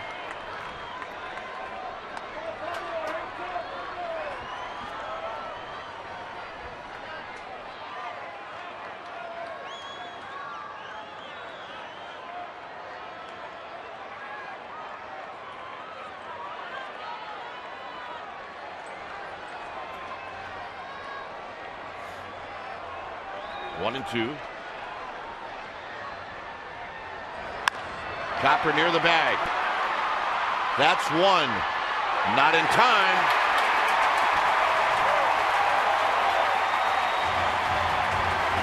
And a run for the Giants as Rowan scores in an RBI for Sandoval.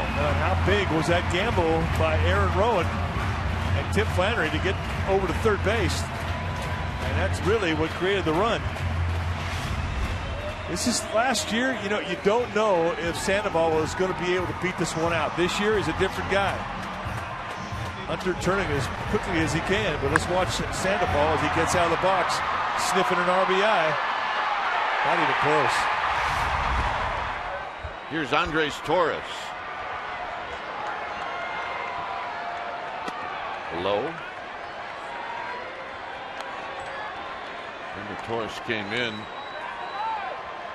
for defense. Burrell out of the game.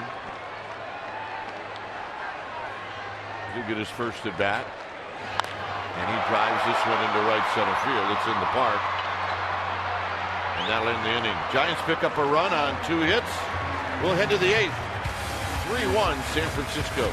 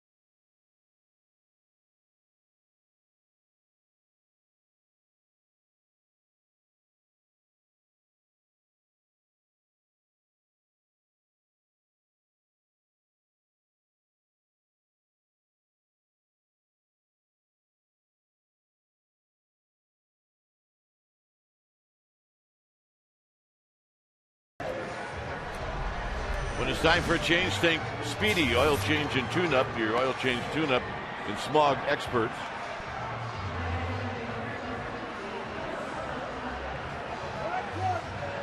Javier Lopez is the new pitcher. 45th time he's come into a game this year for Bruce Bochy. 4-1 on the year, 2.10 ERA, 27 strikeouts against 17 walks at 34 1/3. Averages just about 1 runner per inning, which is outstanding. He has been money. Emmanuel Burris goes to second base.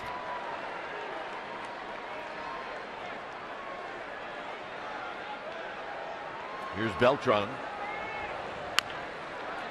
First pitch foul. Beltran's been on base 3 times, a double and 2 walks. He was on base 3 times last night, 3 for 5 with a double and 2 singles. He has really torched the Giants this year in New York and now here in San Francisco.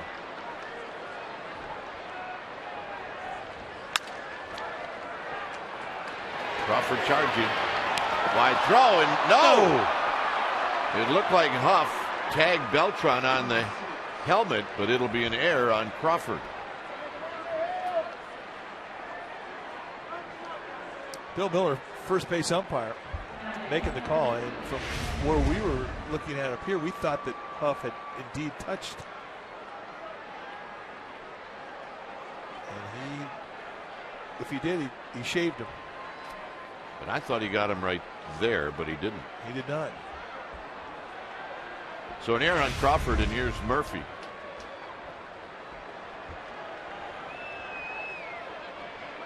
Murphy, Crawford, 6, 4, 3. How about that? You don't have much time to think about kicking one, do you? Well, I mean, that heals him, doesn't it? You bet. And you really have to tip your cap to Javier Lopez to get that ground ball. And that ball found the rook, and he answered the challenge well. Nice feed, nice exchange. And it's nice to have Burris at second base because he does have a shortstop's arm. And he needed it. Here's Jason Bay with the double play. You keep the tying run from coming to the plate.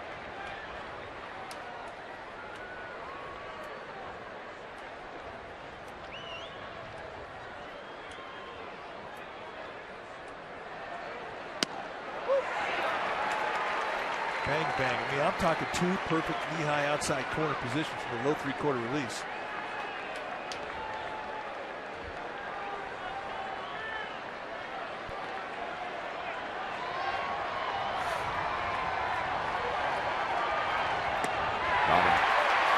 That was nasty, folks. Lopez, beautiful job.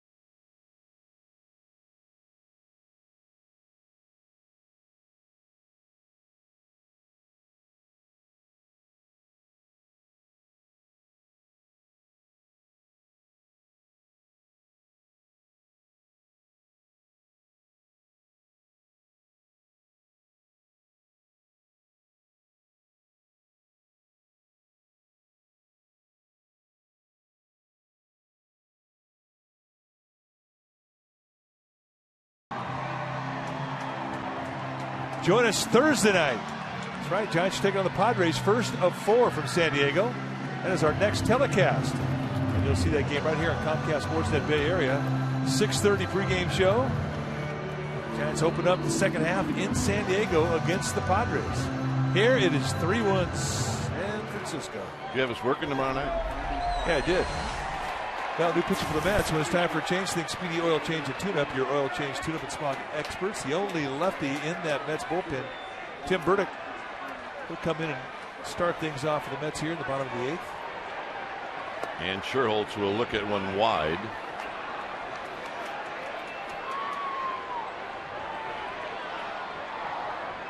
So Burdick in.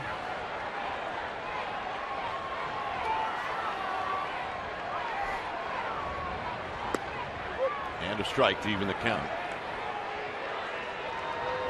Cambiar tomorrow night. That's right, I remember.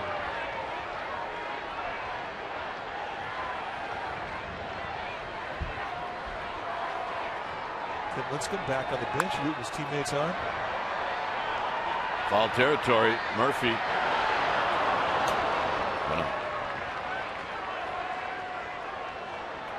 Well, you get a hit your first time up, and it's kind of a gift, like Sherholtz did, and you start to think, well, 2 for sure, yeah, and probably 3. And then you sit on a 1 for 4, and it really hacks you off. Here's Huff. That's like birdie in the first hole, then bogey in the next 5. Yeah.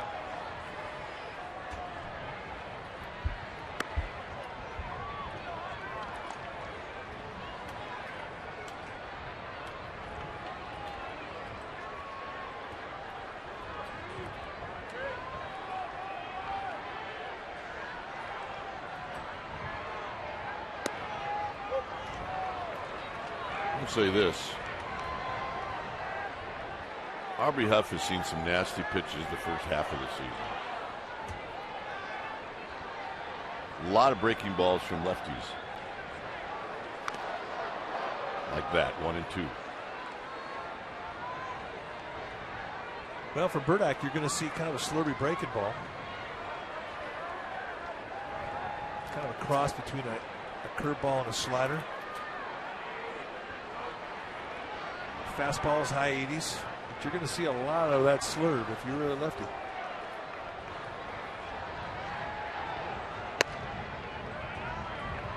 Two and two.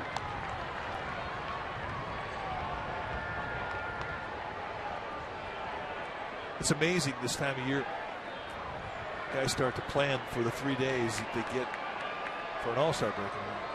It's the only time during the season. Turner from deep second, 2 outs.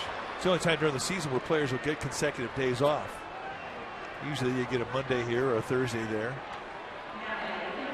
And unless you're an All-Star, of course, like Tim Lincecum, then you're going to the All-Star game.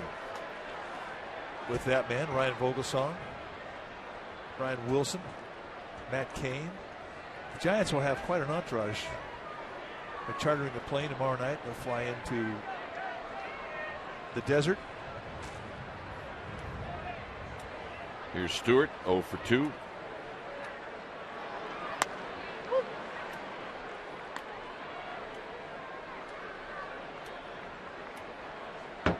Now, you and I have played on some teams that were not doing very good in the first half. And we've seen teams that start thinking about the All-Star break about 2 weeks before the All-Star break. Yeah. And they play like it. Yeah, you definitely do look forward to those days.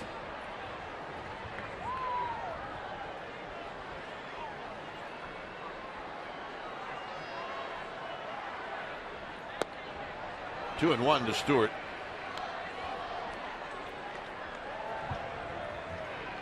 But you ask guys what they're going to do during the break, and they've all got plans. Nobody says, I'm just going to hang around the house and watch TV. Nobody. Not even Buster Posey.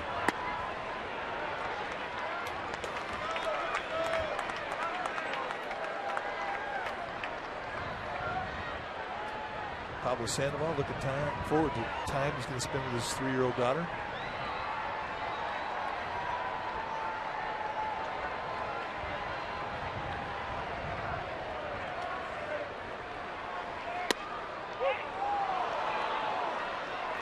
Three and two to Stewart.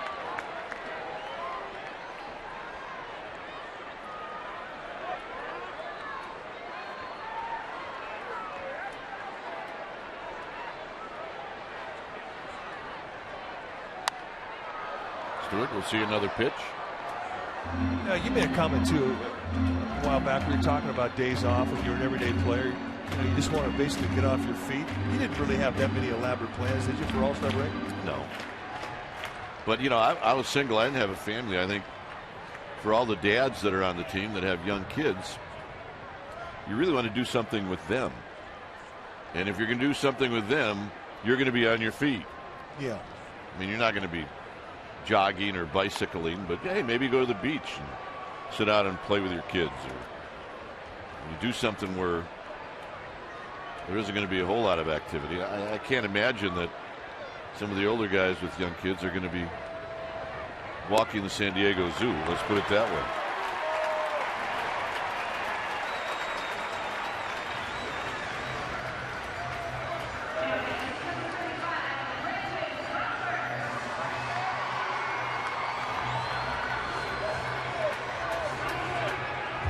Here's Crawford.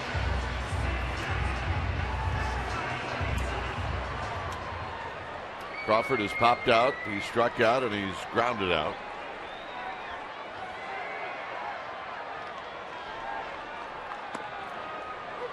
And he takes a wide strike, and it's 0-1.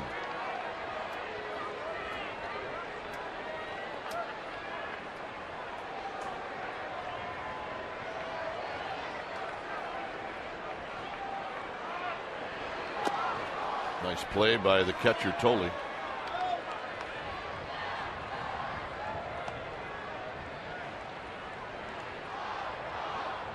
When you think about it, if there's a game, if you're scheduled to play a game on Thursday, and the Giants are this year, many teams have Thursday off, and the Giants have had that Thursday off a number of times over the last couple of years. But if you're scheduled to play on Thursday, you got 2 days, and that's it. As Crawford pops this one back and out of play. So as far as traveling somewhere, you really can't do it, because the Giants have a workout on Wednesday evening in San Diego. Indeed they do. So you better get what you're going to do with your family for 2 days. I think the ideal trip would go to San Diego early. Well, a lot of guys are doing that. Stewart goes. This is driven into center field, but it's right at Pagan, and that'll end the inning. We will go to the 9th. Giants are leading in this one 3-1.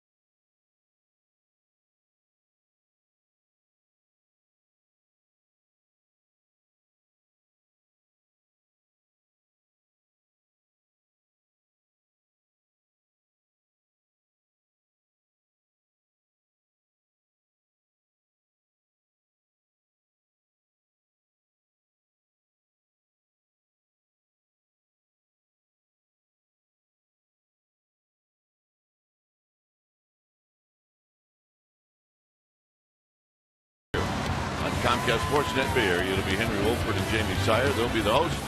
These are reactions from this game. Derek Jeter's big day and the A's and Rangers recap. Nick Evans will be the pinch hitter facing Javier Lopez. Should things get weird, it's Sergio Romo in the Giants bullpen getting loose. Well, Brian Wilson had worked 3 days in a row. And one of those outings, the first day, was a 2-inning appearance in that 14-inning ball game. So he's Bochy not wanting to use him today, so he gives the ball to Javier Lopez. Evans takes a strike. He's hitting .059. He's 1 for 17. That is his first hit of the year yesterday.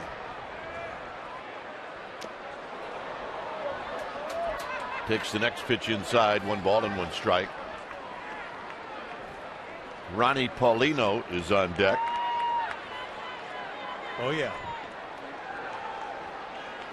Oh, yeah. They got it going. Yes, they do. They throw in the Zito socks. Come on. They're heading back to Half Moon Bay.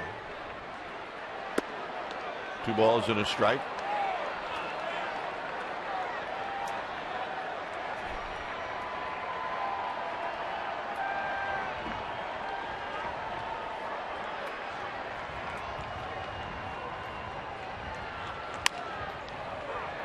Sandoval at third. Sandoval high, but Huff with the long toe stays on the bag.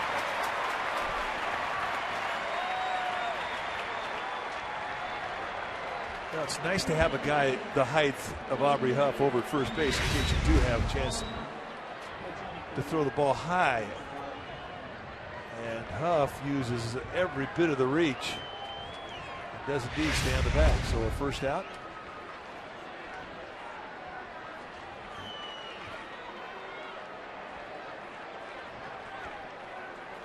Ronnie Paulino with the mutton chops. What a good year. 325, a home run, 10 RBIs.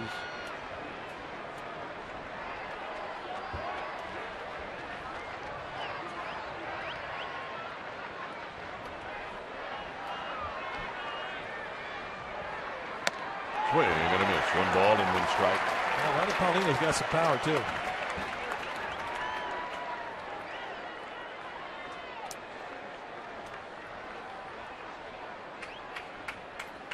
Defense pretty much straight away against Paulino.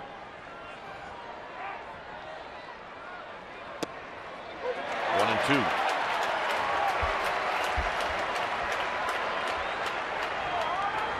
Ronnie Paulino's with the Giants for about 2 hours. Back in 2009.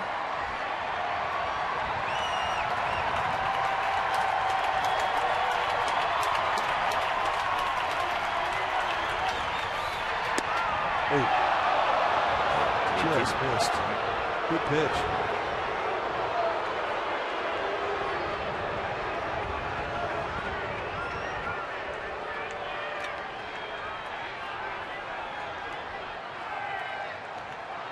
Two balls, 2 strikes.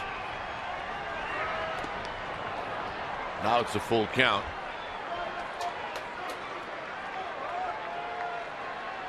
Now this is when you can take advantage of a 2-run lead. You got to make him swing the bat.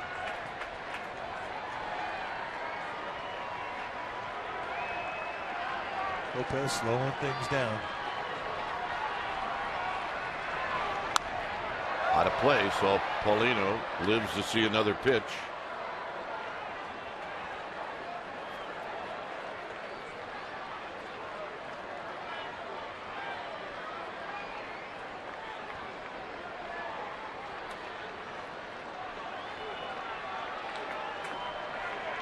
Three and two.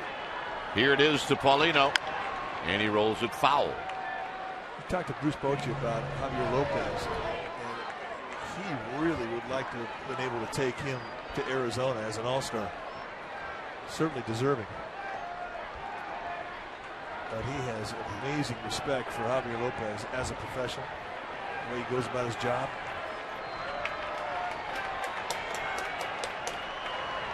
Got him.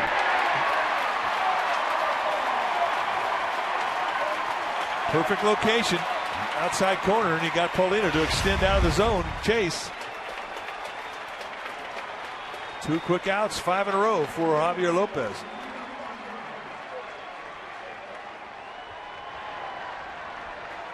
One more look from our Toyota Ultramo. 3-quarter release, nails down the outside corner, and Paulino cannot lay off. Here's Tejada. Tejada has walked, he's popped out, and then he was the last strikeout victim for Lincecum, who struck out 6.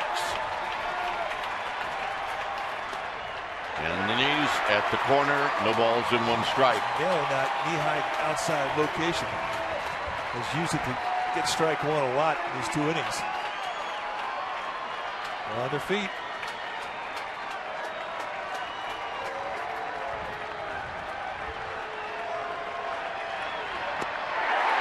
Two.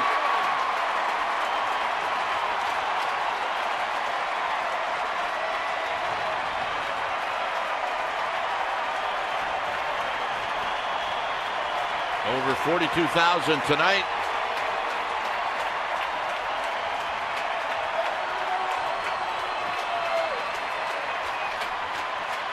Oh, and 2 to Tejada. 1 and 2. It was pitch number 21 for Lopez.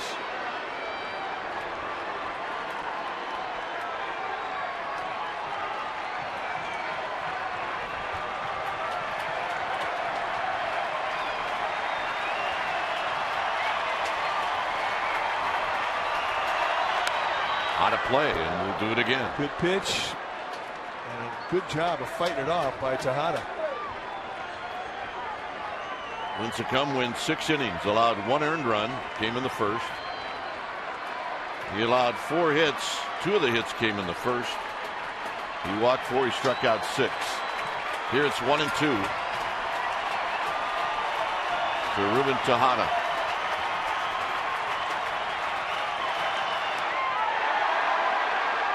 No swing, 2-2. Ooh, and the crowd moans. Lopez going to take a bit of a walk.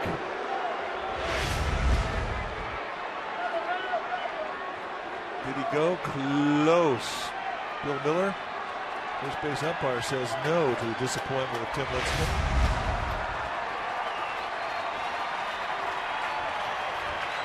Two balls, 2 strikes. And now a full count. Got a good at bat put on by Ruben Tejada. On deck? Never mind. Don't say it. Scott Hairston.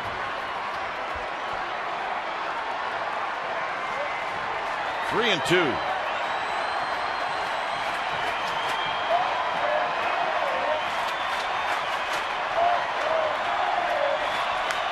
On the ground, foul.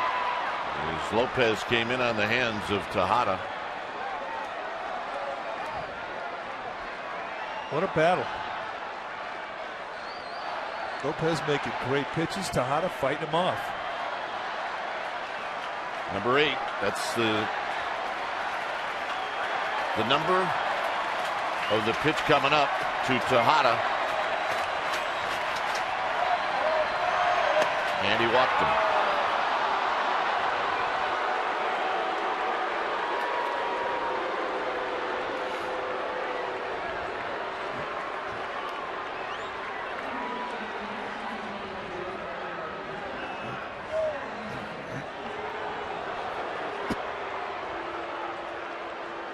So Hairston's been announced.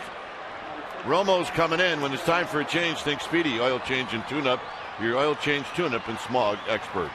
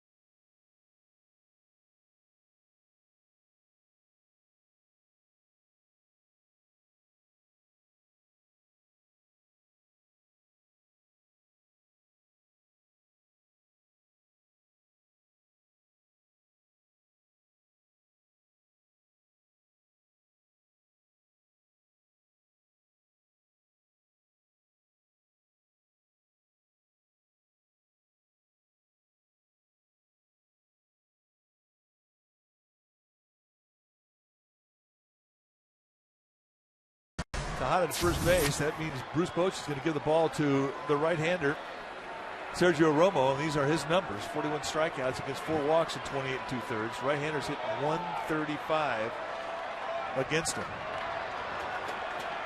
Scott Hairston stepping in. And a strike. Hairston's only faced Romo 1 time. He's 0 for 1. The way he took that, I think he set him up. If you throw a breaking ball and a guy reacts that way, you think you can throw another one.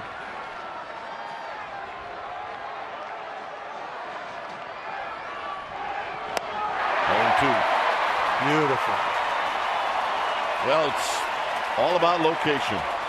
You can look for it, but if it's there, you can't hit it.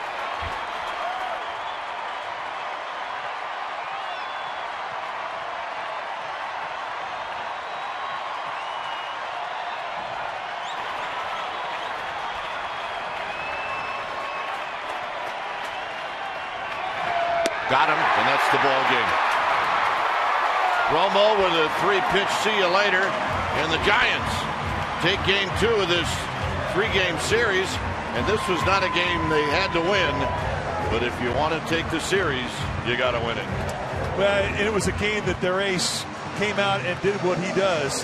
Tim Lincecum, 6 strong innings, and the Giants supported him with 2 runs early, and he made it stand up. Great relief from Javier Lopez. And the final 3 pitches to get that last out, Sergio Romo. It's what the Giants do. They outpitch him. Lincecum gets the win. Romo the save.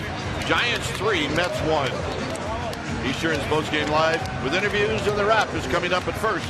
Let's go to the Sportsnet Central studio for an update.